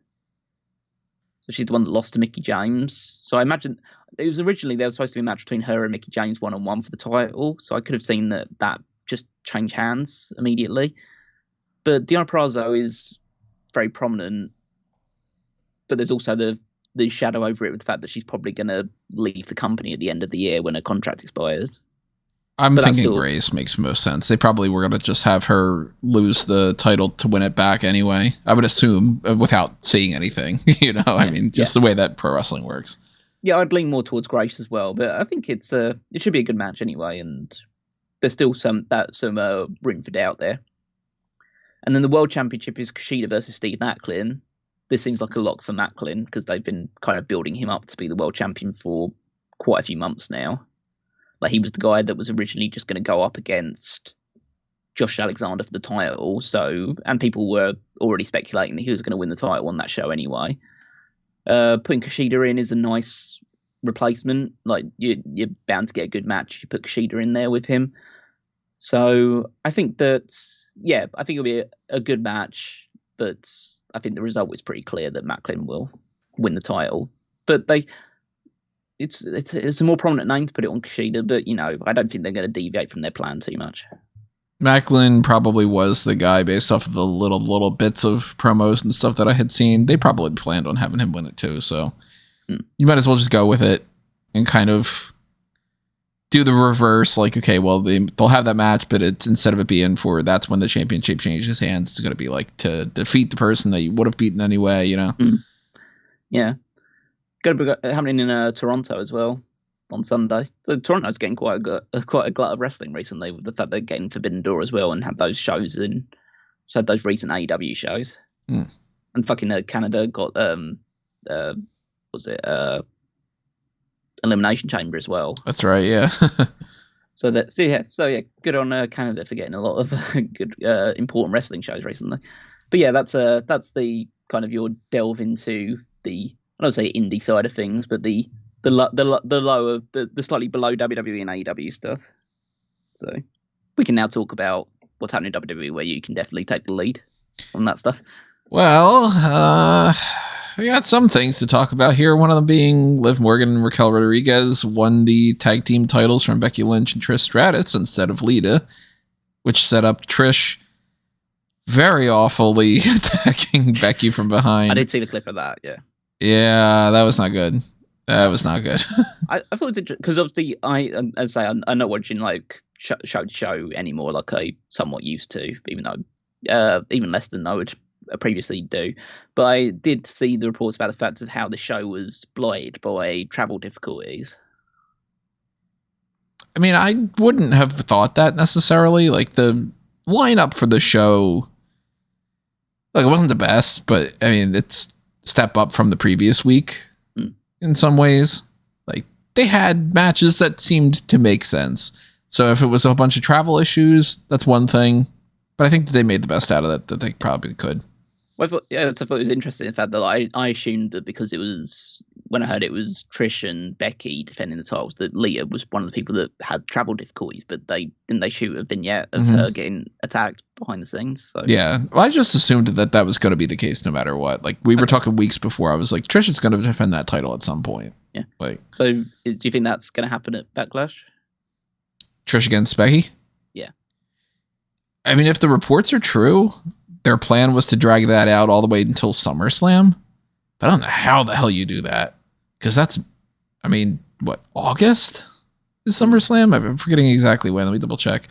But I don't think it has enough legs for that. It's August 5th. I mean, we got to get through Money in the Bank. We got to get through, obviously, the NXT stuff like Battleground and all, which that doesn't really factor in. But you got to get through Night of Champions too and Backlash. I don't think we can go 3 events and then do that story. I think if it was me, how I would do this is I would have the match, like a straight up one-on-one match at Backlash, and I'd have Becky win. Then at Money in the Bank, I'd have like Trish kind of like go away for a little while and have Becky enter the Money in the Bank match, and Trish screws her out of the Money in the Bank. Then over the course of leading into whatever you're doing with Night of Champions and stuff like that, you'd have in the course of that. Well, Money in the Bank's after that. Oh yeah, it's It's Backlash, then Night of Champions, then Money in the Bank. So maybe you do something then of case of so reverting on that. So do Backlash have Trish beat Becky, then at Night of Champions have Becky beat Trish, just to do that, get out of the way. Trish goes away, Becky enters the Money in the Bank match. She gets screwed out of it by Trish. Then in the course of leading between Money in the Bank and SummerSlam, you have Lita also turn on Becky. And then instead of doing another one-on-one match at SummerSlam, you do Trish and Lita versus Becky and I guess maybe Bailey or someone as another as another like babyface to join that side, just to freshen it up a little bit. I gotta think that maybe they just kind of want to do this, and then she wants to take time off, and then they want to have her just come back, and they just want to go like, hey, can we just forget about it for a while, and then can we reheat this back up? You know, like, I don't have a whole lot of faith this is going to be some story that's going to drag out for those couple of months. Look at Brock and Bobby. You know, yeah. As I say, why would you? But it's just a case like that's just what I would do if I had the opportunity. If it was me calling the shots. But the Money in the Bank thing works perfectly though. Like if they want to do that, which I don't think that they necessarily should, because I don't think that. I mean, it's like SummerSlam's in Detroit. There's nothing at all that needs to be like, well, we need Trish for that. You know, so I think the best case scenario, they do it at Backlash. They just get out of the way. But if they do want to put that all the way up until August. Having her come in, screw Becky out of the Money in the Bank is not only a good way to excuse Becky not winning it, but it is about probably the best possible way that you could make it reheated. Yeah. I do also like the fact that like that's the thing that we're talking about, and not the fact that there are new tag champions, because that's pretty inconsequential. Well, the tag champs, I mean, it's very clearly that's a stall. Shayna and Ronda most likely would have won those belts at Mania or the night after Mania. Or at the very least, they would have won it this week. Clearly, they're injured, so WWE said, fuck it, put it on Raquel and Liv, and then when Shayna and Ronda are ready to go, then they'll drop it to Shayna and Ronda. They're holding it for a transition. That's it. It's super exciting. We get to see Raquel's pose where there's a title belt and we see her back. I mean, it's not like we haven't seen her as a tag team champion before, right? They love putting that belt on her. Well, they're like giving her tag team. She likes how many partners has she had in the past? Like, she's a 2-time champ with Dakota. She's teamed up to varying degrees of success with Aaliyah, now Liv, Shotzi, and I'm blanking on. There's at least one other one. I don't remember if it was Natty or. Like Xia Li for a little while. It might have been Xia. Yeah, it might have been Xia. But like, they love Raquel in that spot. And I guess it's because they don't have a mid-card title. Yeah, and also because it's clear they want to push her towards the world title at some point, but they're just, not just yet. Yeah, they're having cold feet about that. They have to find something for her to do in the meantime. We'll give her a championship because that way she doesn't look like she's completely losing momentum, even though we have no plans whatsoever to ever push her with that title because she always just loses it in like a week or so. I think her longest title reign outside of the NXT women's title was like about 2 weeks, maybe, or something. Yeah, probably. I mean, that their run as like tag team champions was actually like a bit longer than I expected it to be. With her and Aaliyah, so. So I mean that happened. We got some more stuff with the Jey Uso Roman Reigns stuff. I don't know what they're doing here with like just kind of going back to that again.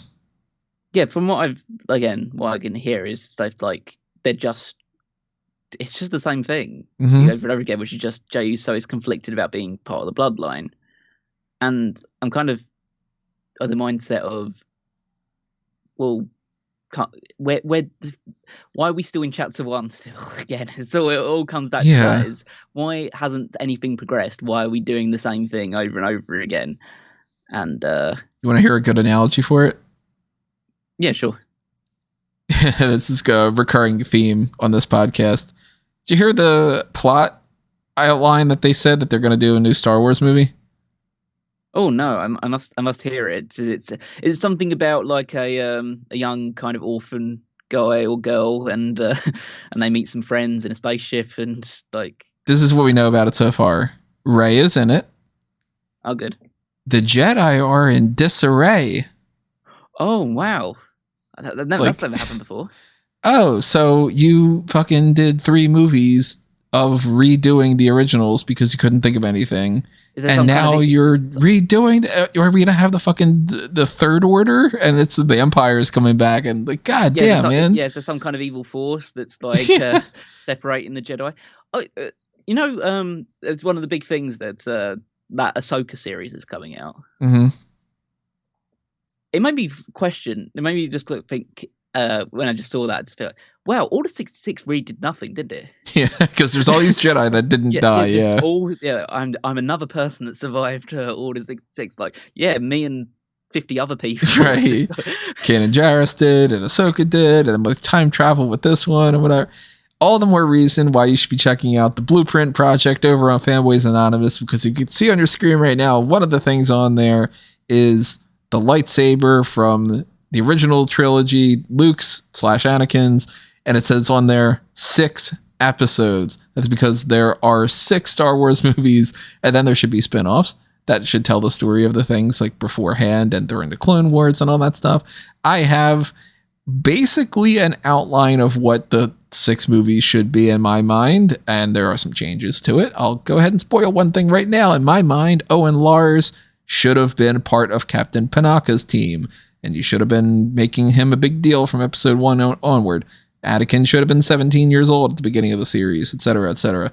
So if you're interested in things like that, not only should you be checking out the future of whatever I decide to start talking about the Star Wars stuff, but coming up over the course of this weekend, I really got to hammer it down and record some of this stuff now.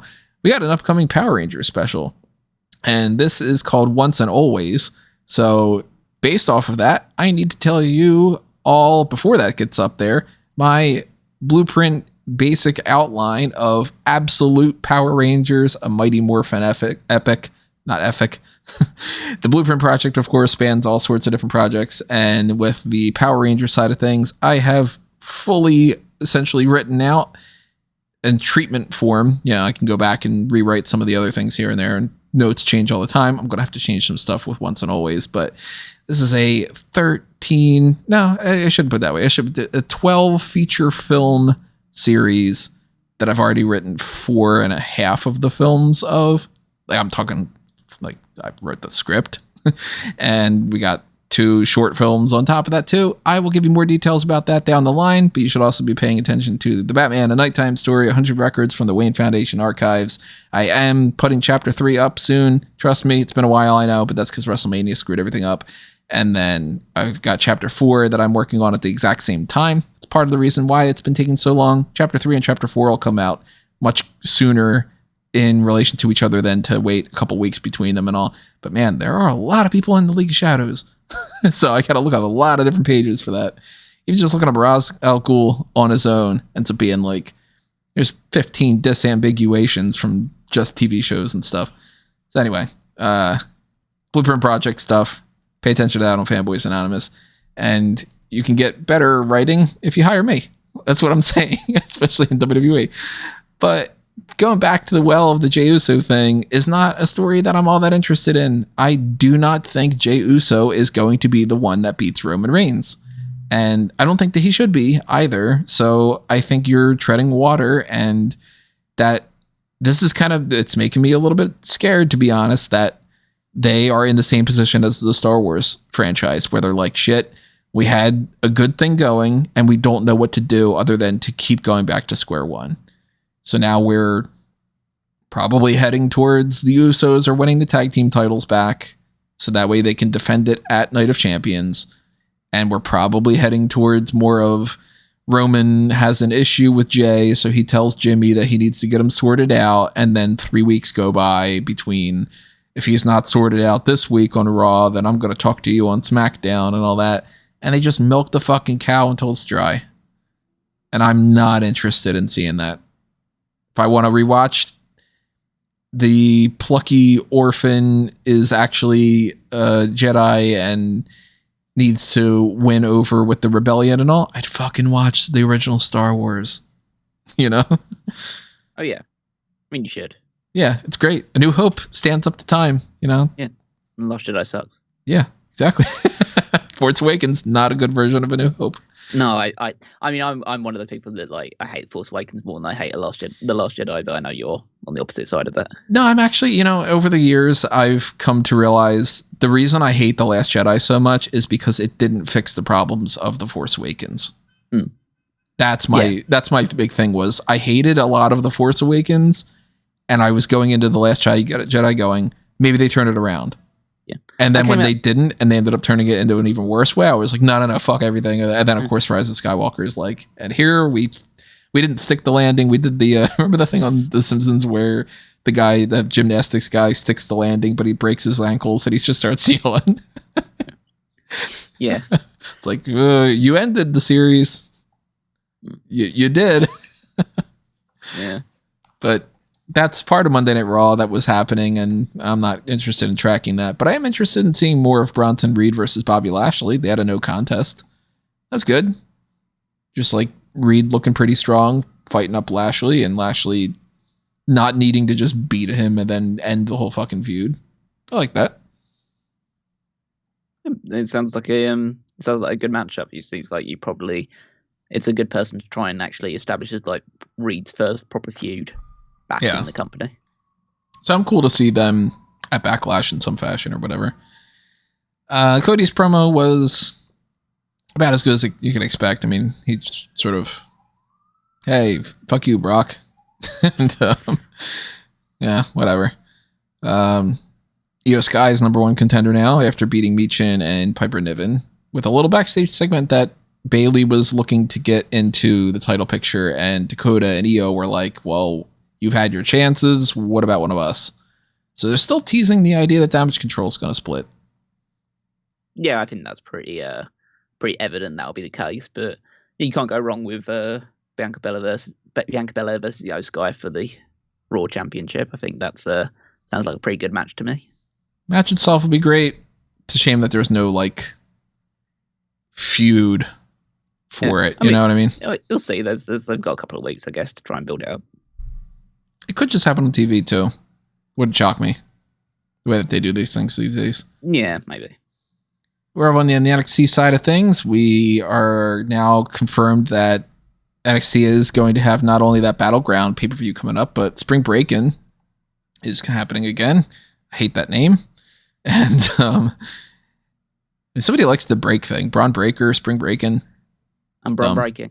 Yeah. Spring Braun is the version that they were going to go with, but didn't quite work out. And they decided that they were going to have a fatal four-way to determine the number one contender. Carmelo Hayes volunteered Braun Breaker for it. And there was this whole thing about like, you know, Hayes is going to fight the champion. He's going to defend the championship at Spring Break-In. He wants Braun Breaker to be a part of it. Grayson Waller's like, hey, I'm going to win. JD McDonough's like, hey, I'm going to win, whatever. Dragon Lee came out, hey, I'm going to win, blah, blah, blah, symbol kind of shit. But then later on in the night, Chase University is doing an MVP ceremony for Duke Hudson. And yeah, he's playing up the way that he normally does, where he's like, you know, I put Chase University on my shoulders and I single-handedly won and all this kind of stuff. That's pretty fun. But then Braun Breaker comes out and he's like, yeah, I don't want to win the NXT championship anymore. That's a curse. How about you take my spot, Hudson? And then he spears Andre Chase. And later on in the night, Grayson Waller beats Dragon Lee, JD McDonough, and Duke Hudson. So we're getting Waller versus Hayes in 2 weeks at Spring Break-In. And we don't know what the Battleground match is going to be, because obviously it depends on what happens there. But Breaker didn't even come out and do anything with that. So that was a weird way for him to be like, Hayes wants Breaker to have the match, and Breaker's like, nah, never mind, fuck that belt. And doesn't follow up with it. And I'm like, okay. I guess he's just like fuck NXT. And, you know, I got a feeling at this point what their plan is with the Breaker thing. We still don't know when the draft is happening. It could happen before Night of Champions now that they're calling it. It could happen the week after Backlash. It could happen after Night of Champions. I don't know. I still think Breaker's coming up to the main roster, but it wouldn't shock me at all if they go with this thing that they've done before here, where Grayson Waller has his match against Hayes at Spring Breakin', and for some fucking dumb reason, Breaker interferes, and it ends in like a no contest, and then we have a triple threat at Battleground. I mean that's a very like real possibility. Again, if just going by your description and what I would do in that situation, it seems to me that you would try and, if you're trying to make sense of it, lean into the direction that Braun is trying to get in Carmelo's head by saying that he does, because Carmelo inviting Braun to be in that match after Braun attacked him last week, you would assume it's a case of like Carmelo wants to fight him again. And Braun is basically going, nah, I don't need that title. I'm just going to keep doing my stuff here. I'm just going to beat the hell out of Chase University because why not? So maybe he's trying to get Carmelo to put himself in a situation where he's so heated about wanting that match with Bron Breakker again to prove once and for all that he's the top champion in NXT, that Braun's just going to make him dance around for it for a little while, make him super frustrated, because then that puts him in the best position to try and win the title back. So I think if I was doing it, then you'd have just Carmelo win the title, retain the title here, and then you build up towards Braun continuing to dodge him and Carmelo getting increasingly frustrated, maybe make some kind of stipulation in the match that gets Braun's interest, and then you have that one-on-one rematch at Battleground. But as I say, that they could go in multiple different directions for it, and they could have Braun just go up to the main. This could just be Braun milling around in NXT for a little while before he gets called up to the main roster. Yeah, it's weird, the time frame, because especially without knowing when the draft is, you don't know if they're going to do anything like they've done before, where they kind of just go, well, this person's going to stick around for a few weeks after the draft anyway, and it's a little awkward, and then we just move on, and why did we bother to do that? Or if they end up going with like, no, this is a hard cut, you're drafted up and we just won't see you anymore. It's kind of weird, but that's the thing that's happening now with that belt. I don't anticipate Hayes is dropping it anytime soon, so it really doesn't matter. Fallon Henley and Kiana James lost their rematch against Alba Fire and Isla Dawn, and seems we're getting the split with Brooks Jensen pushing down Josh Briggs because Brooks tried to give the handbag over to Fallon. She didn't want to use it, so they lost. Whatever. Sounds great. Yeah. A lot of things that were just sort of whatever on this thing. Like they did a Gigi Dolan backstage vignette backstory about her broken home and all. One thing that was weird though, I thought, so Tony D'Angelo and Channing Stacks Lorenzo, they attacked Pretty Deadly. They put, I think it was Elton Prince, in the trunk of their car, drove off, and then it's just sort of like, we did that the other day. Wasn't that fucking fun? And then later on in the night, they're talking to Roxanne Perez backstage, and it's like, okay, I guess Tony D'Angelo and Stacks are baby faces now 100%, because they're just like, hey, Roxanne, like you, things will get better and all. And Pretty Deadly attacks them because they're mad about being one of them being locked in the trunk of the car, and it's like, how'd you get out of the okay, did I miss something? So that's just setting up Pretty Deadly against D'Angelo and Stacks, and Roxanne against Zoe Stark, because Zoe Stark just randomly decided to pick a fight with Roxanne. Nothing all that fun or entertaining, but an interesting oddball set of segments there. Yeah, it sounds like some real top grade booking there of rivalries. So just the baby faces are the ones that put the heels in the trunk of their car for no particular reason, and then and then the heels get there like fight like men like face to face in retaliation, and they're the ones that are the bad guys apparently. Okay, sure.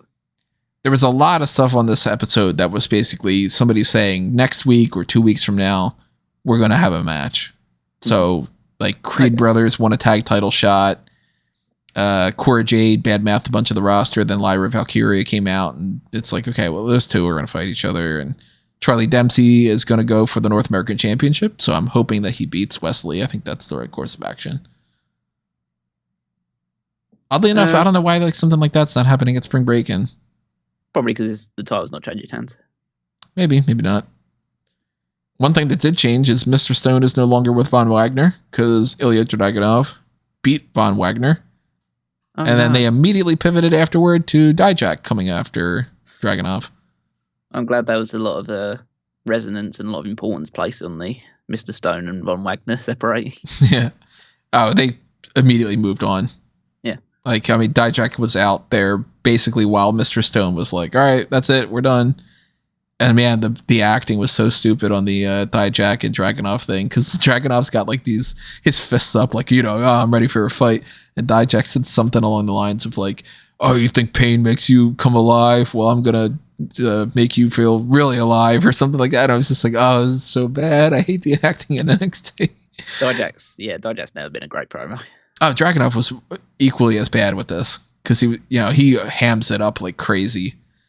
And, he's just like, pain is the feeling of alive and all this. And you're like, dude, fucking relax. I get it. But the overacting is a little too much. And Tank Ledger, man, if you're talking overacting, he's just like, man, I'm fucking pumped. I get to wrestle. And Hank Walker's my buddy now or something. And he lost to Joe Coffey. But Creed Brothers and Schism and Joe Coffey and the Coffey Brothers and Gallus and all that stuff, they're all intertwined again. We're getting some kind of a three-way. So that's happening. Tiffany Stratton beat Sol Ruka. There you go. Oh, and Eddie Thorpe beat Javier Bernal. I heard a lot of buzz about that match. About just like the athleticism and stuff? Yeah, the whole amateur gymnastics session they did in the middle of their match. They're capable of doing a lot of fun things. Yeah. Listen, if Rob was on here, he'd be singing the praises. I know he really thinks that these two are like will be main event in WrestleMania one at some point or something. I think they got potential. They're still working on it though, but that's why they're in NXT. Oh yeah, it's like I'm not gonna again criticize people for the athleticism. I think that there's always that element of NXT in particular where stuff is like very, I don't know, it's like, obviously it's wrestling, but like it's like kind of over choreographed. Yeah. So I think that there needs to still be a bit more emphasis on like, wrestling fundamentals rather than this stuff. But let's say these two look like they have a lot of like athleticism and potential moving forward. They're definitely two of the shining stars of that women's division. So that's NXT. Let's go over to Dynamite here. Yep. And round things out. We got Darby Allin beating Swerve Strickland. Starting it off. So it's one of those things where I've always caught in like several minds about this, because something that I do like about AEW is the fact that nobody's kind of immune to, I mean, obviously there are people that lose less often than others, but they don't lean towards DQs and fuck finishes very often. So you're always kind of almost always going to get a definitive winner. Obviously this match has an inbuilt rivalry between these two based on their time on the independent circuit, and so you knew it was going to be a great match. I thought it was one of the better matches on the show, probably arguably even the best match on the show. But you don't really want to have Swerve beaten like 1 week after he sets up his new faction, but you can't have Darby lose because Darby's going to be challenging for the world title, right? So it's kind of one of those things where you either wish there would have been like maybe more of a mini feud leading into this, and you did this match, I don't know, 2 weeks from now, and then that's the catapult that puts Darby into the world title contention, or you just have Darby beat someone else. But I thought the match was really good. I don't think it's like a complete burial of the new group straight away, because Swerve was back in the picture later on in the show. But yeah, and the segment after it was really good as well, with MJF coming out. MJF and talking about Sting and this was this was Sting having fun.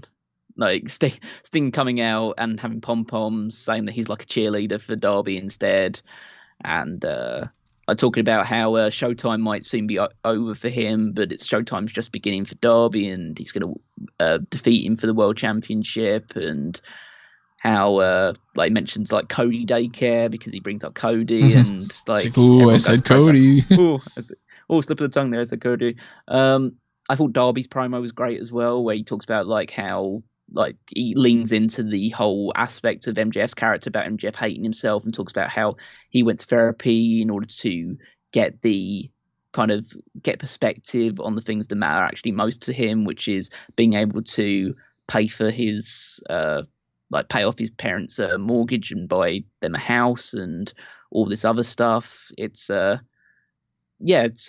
I think out of the three people, like the three promos that have been cut in the lead up to this, like the more prominent promos, I think he's been the strongest of them so far. And now I'm more previously was kind of away from it, but I'm more prominently on board now that this is the match for Double or Nothing. It's the 4-way match is happening at Double or Nothing. Yeah, I think so. Yeah. And I mean that should be a lot of fun. So we'll talk about that when we get down to it. Yeah, it's going really well so far. The build up's not overwhelming too much, so that's good. They should do MJF versus Sting.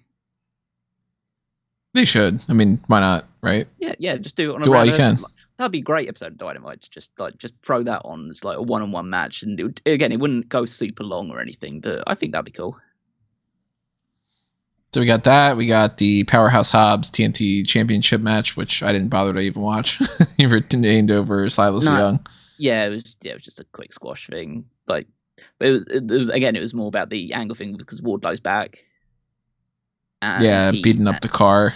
Because you got to set up a car to get smashed. Like it's like it's one of those tropes, man. Well, they do that. I mean, loads of companies do. It's like it comes in. Oh, I've bought a brand new car. I wonder what's going to happen to it. I'll just park up next to this forklift and move on.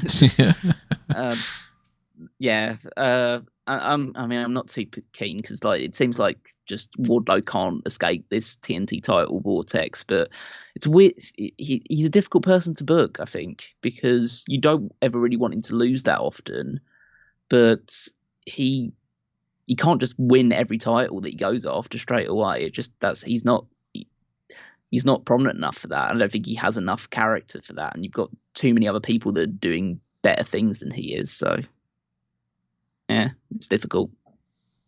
It's almost like he probably shouldn't have lost the title or something to begin with, and maybe that would have been easier to book. I mean, I'd say that about I don't know, maybe I'm just maybe I'm in the minority here, but it's just I'm just not feeling Wardlow as much as I was beforehand. And again, that's partly due to the booking, but I also feel like he's just he's gotten a little stale. Yeah, I think you sometimes have to balance it out between the fact that his booking hasn't been good, but has he really stepped up since the MJF thing? Yeah, and I think there's a blend between the two of them. What was after that? That was the international title match. Orange Cassidy retaining over Buddy Matthews. Yep, your standard great Orange Cassidy match of the week. Not at all surprising. Yeah. But they're really leaning into, because they worked the hand quite a lot in this match, Buddy Matthews. So they're leaning into the fact that because he didn't win with the orange punch in this one, he won with the mousetrap pin. So I think he's getting more desperate to retain it. So I think within the next month we're going to see a new champion. I think so too. They really are kind of also hammering it in. Man, he defends that title all the fucking time. So it's going to catch up to him at some point. And if you start seeing announcements of people he's going to be going up against, start paying attention to who the next champion is going to be, I think. Yeah, that's definitely a good hook for this as well, because it won't be hook, but yeah, I was just going to say a good hook for later on was but it's good because as long as you're putting against people that you can feasibly believe to be the next champion, you're going to kind of want to make sure you're watching those matches, because now he's really in the position where that title can change hands at any point. Do we know who the next person is? They haven't announced anything yet. Again, he's going to be wrestling on that New Japan show. Yeah. Obviously, he's not defending the title on that, but yeah, we'll see. It's like you could easily pivot this towards either Malachi Black or Brody King. Mm-hmm. I think either of those two could be very, much in line for it. But it could be someone completely different. I mean, we'll see. I know Jay White and Juice Robinson would be more likely lined up towards Ricky Starks right now, but they could win the title from Orange Cassidy and then be defending that against Starks. One of them could win. Yeah, when they're defending against Starks. Yeah, so we'll see. I can see Robinson. I could see that making sense. We didn't actually mention that because that happened early in the show. It's the promo they cut about being their Bullet Club Gold now. Yeah, so another Bullet Club faction. Yeah, I mean, try to milk that as much as you can. It makes sense. Yeah, I don't see the problem about putting Jay White into more attack team straight away. But yeah, he'll have a big singles match with Ricky Starks at least down the line. So yeah, I think it's good. It definitely, and it gives Juice Robinson something to do as well, which he's needed something to give him a bit of direction. It's basically going to be Jay White's fall guy. We talked about the Jeff Hardy thing. Mm-hmm. That's this fucking contract shit. It's like I'm completely on board with you now. It's a guy who is a fan of Matt Hardy and will try and like not so much like die in the wall, but like will try and defend him in most cases. This whole stupid like fine print in the contract thing, just like they need to fucking move on from this. Just have them be the firm, and then they're away from it, and then just have them be like private parties mentors. Like I don't even know when Mark Quinn is coming back or anything. So yeah, but I mean in general this has not been anything that should have been some like 3-year story. No, it's been really bad. Yeah, this whole firm stuff, I think I don't know why they've decided to go in the direction they did with it, but like yeah, it probably ended some kind of like final deletion match or something. This final contract signing match. Yeah. Let's see. Blackpool Combat Club beat the crap out of Brandon Cutler and Michael Nakazawa just to continue that elite feud. And then they had their post-match attack setup and everything. Yep. Still super excited for when that match eventually happens in whatever form it does at Double or Nothing. Yeah, that'll be fun as hell. Can't quite say the same about still being into, or I mean, I haven't been for Tony Storm and Ruby Soho against Riho and Sky Blue. This thing just isn't good. I just don't care. Yeah, I mean, you mentioned it. The same thing with like Jey Uso and Roman Reigns. It's like this. They're just hit and repeat over and over again. It's like the Outcast face some of the homegrown talent in either a tag match or a singles match. They typically beat them or they cheat to win, and then they try and spray paint them, but someone comes out to make the save, and it's just in a circle. Like as someone who like was kind of wanted to let this play out because they were finally doing like a prominent women's storyline, which they haven't really done much of in recent years. The fact is they just keep going in circles. They need to find some way to freshen this up a little bit more, make it more captivating. It's just they haven't taken the next step to progress this feud. It's just they're on in the case with a lot of AEW feuds, it feels like they're just on hold because they know they've still got a month plus before the pay-per-view. And it's not at all helping the women's championship. This is just seemingly building towards faction versus faction. Yeah. But the belt's just sort of there. Like Jamie Hayter does not seem like a strong champion because she's just, hey, every couple of weeks I'll have a match against somebody. I would disagree with the strong championship thing. Like she has great defenses. Like she is. I don't feel like she's not a strong champion. I feel like the overarching feud between her side and the other side is being mishandled because just through repetitiveness. I don't think that. I'm not. I'd prefer it if it was more clearly focused around who her next challenger is going to be.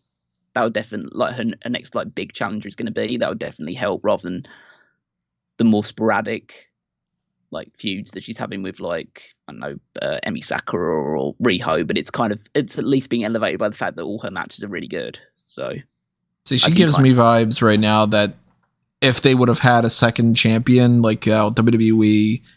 Typically ends up being like, okay, you're the real champion, and then the other champion is not quite as prominent of a focal point. But then it's like, you're still not doing shit with Jake Cargill anyway, so it's just sort of, I don't know. I'm not digging it. And actually, I thought I would like the Keith Lee and Chris Jericho match a lot more. Yeah, it was kind of a very, like, by the numbers match. I think people need to and again, maybe I'm reading too much into it, but like just from my perspective, I think people need to kind of lessen their expectations for Keith Lee moving forward.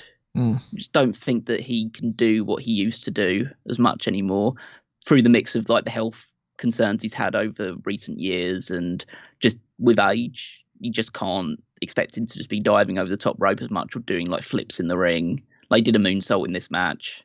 It's like my favorite spot in the match was him doing the moonsault to Jericho. Jericho getting the knees up and Jericho still being the one that's hurt by it. That was because of course, if Keith Lee hits you a moonsault, you getting the knees up is not going to do jack shit. To big dudes landing on your legs. Yeah, but so yeah, I think that there is but yeah, I think that he's now almost doing the thing that WWE wanted him to do from the start of the thing, which is just wrestle like a big guy. And that's what he's doing with Adam Cole as his manager. Yeah, I know, that was funny. It's like fuck, budge. It's just, but yeah, it was clear that this was just a stepping stone. I mean, the match itself, I think, was nothing super special, but at least from a booking standpoint, it did both further the future Keith Lee versus Swerve Strickland match that we still haven't had the singles match between two of them, even though they've been the storyline between them has been going on for at least a year plus a year at this point. So and then the Jericho and Adam Cole thing that will clearly happen at Double or Nothing. So it was a means to an end. I wish it would have been like a bit more exciting, but it could have been worse. Yeah, I ended up just sort of not paying as much attention to it at a certain point, and then the next thing I knew, it was over. I was like, okay, well, that would have been a match that I would have been really, really excited about a couple years ago, and it just didn't work out. So that was Dynamite. Yep, it's very middle of the road show by their standards. Yeah, so I mean, TV talk out of the way. We got the trademark stuff. We got the pay-per-view stuff out of the way. SmackDown, of course, we never tend to talk about SmackDown because usually nothing is happening that's worth talking about. But this week, it's like, hey, Nakamura's back. He's going to start a feud with Karrion Kross, and we're going to get another Xavier Woods and LA Knight match to just kind of copy and paste that again, because that needed to be like a 5-week feud or something. Are they doing it? It's just like a glance at a thing. Are they doing a celebration for the women's tag team championships? Yep. When have they ever done that? When they need to kill more time. Okay, sure. Because Ronda and Shayna are not healthy enough to wrestle, so they're like, hey, how about you do that? And then I wonder if somebody's going to interrupt them. Maybe challenge for the belts and say, we should be champions. I know we don't usually talk about this as well, because obviously we do this on a Friday, but go talk quickly about last week's Rampage. What happened in it? I don't even remember. I mean, it wasn't even like what happened. It was more just like the rating for it was great. Like, and we don't usually talk about ratings either, because I know it's not the most exciting thing. But like with Rampage, they typically do somewhere. They usually hover around like under 400,000, 300,000, around about that mark. Recently, it was up to like 500,000 on this thing. And then I saw everyone talking about it because the last time they had a rating this good, who was in the main event?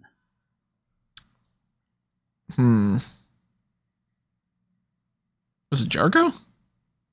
No, it was a tag team match of Ruby Soho and Willow Nightingale versus Anna Jay and Ty Mello.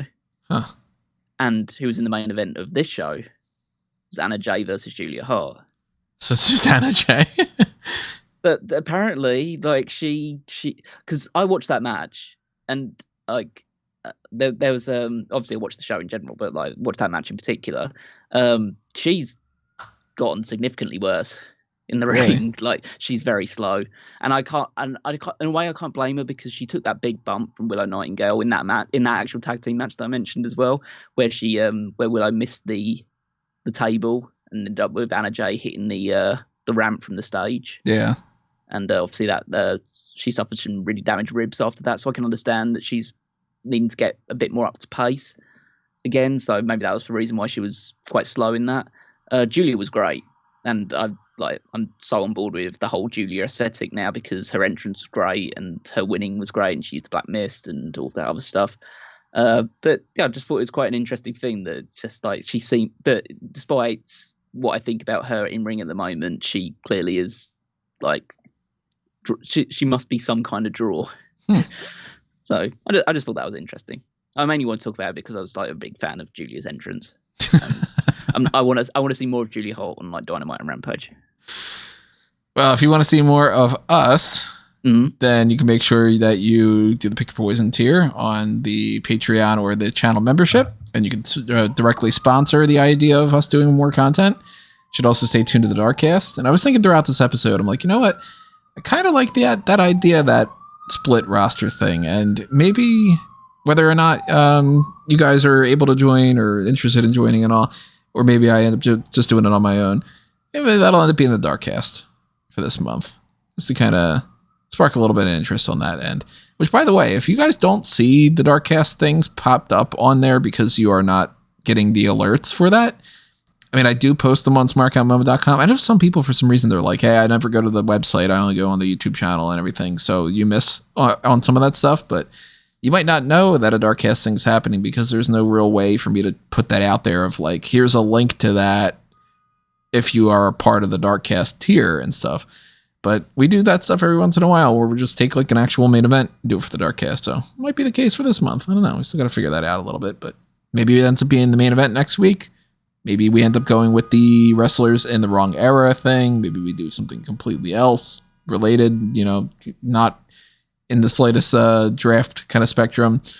I got to change all these Double or Nothing type things up, and the Night of Champions and all. That's going to be coming up in a few weeks. So, man, we're going to have a busy fucking weekend that week.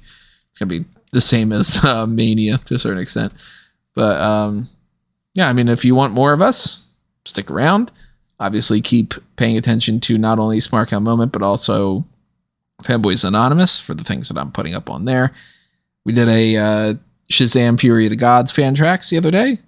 I mentioned before at Blueprint Project, some more content on that front happening with the Mighty Morphin Power Rangers, Absolute Power Rangers, and Mighty Morphin Epic of the Blueprint Project. You got the Batman A Nighttime story, more content coming your way with that. And obviously everything else you can find under amangotree.com or anthonymango.com. Like and share and follow and favorite and subscribe.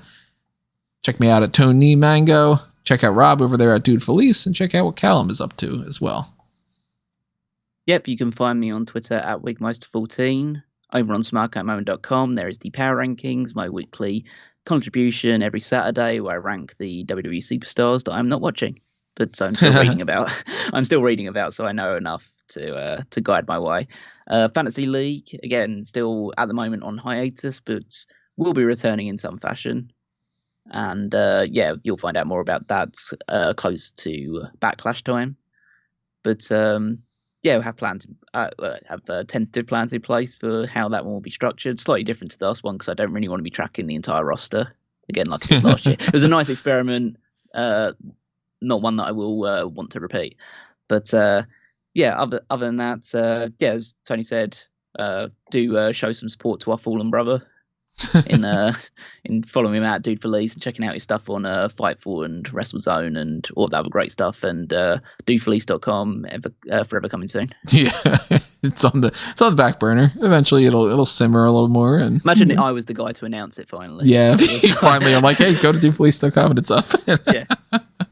He's just like, well, god damn it, But yeah, that's it for episode number 593. I want to thank you again for watching this, listening to it, whatever platform it is, and we will see you next time, everybody. But for now, this has been another Smark Out moment, and we are being counted out.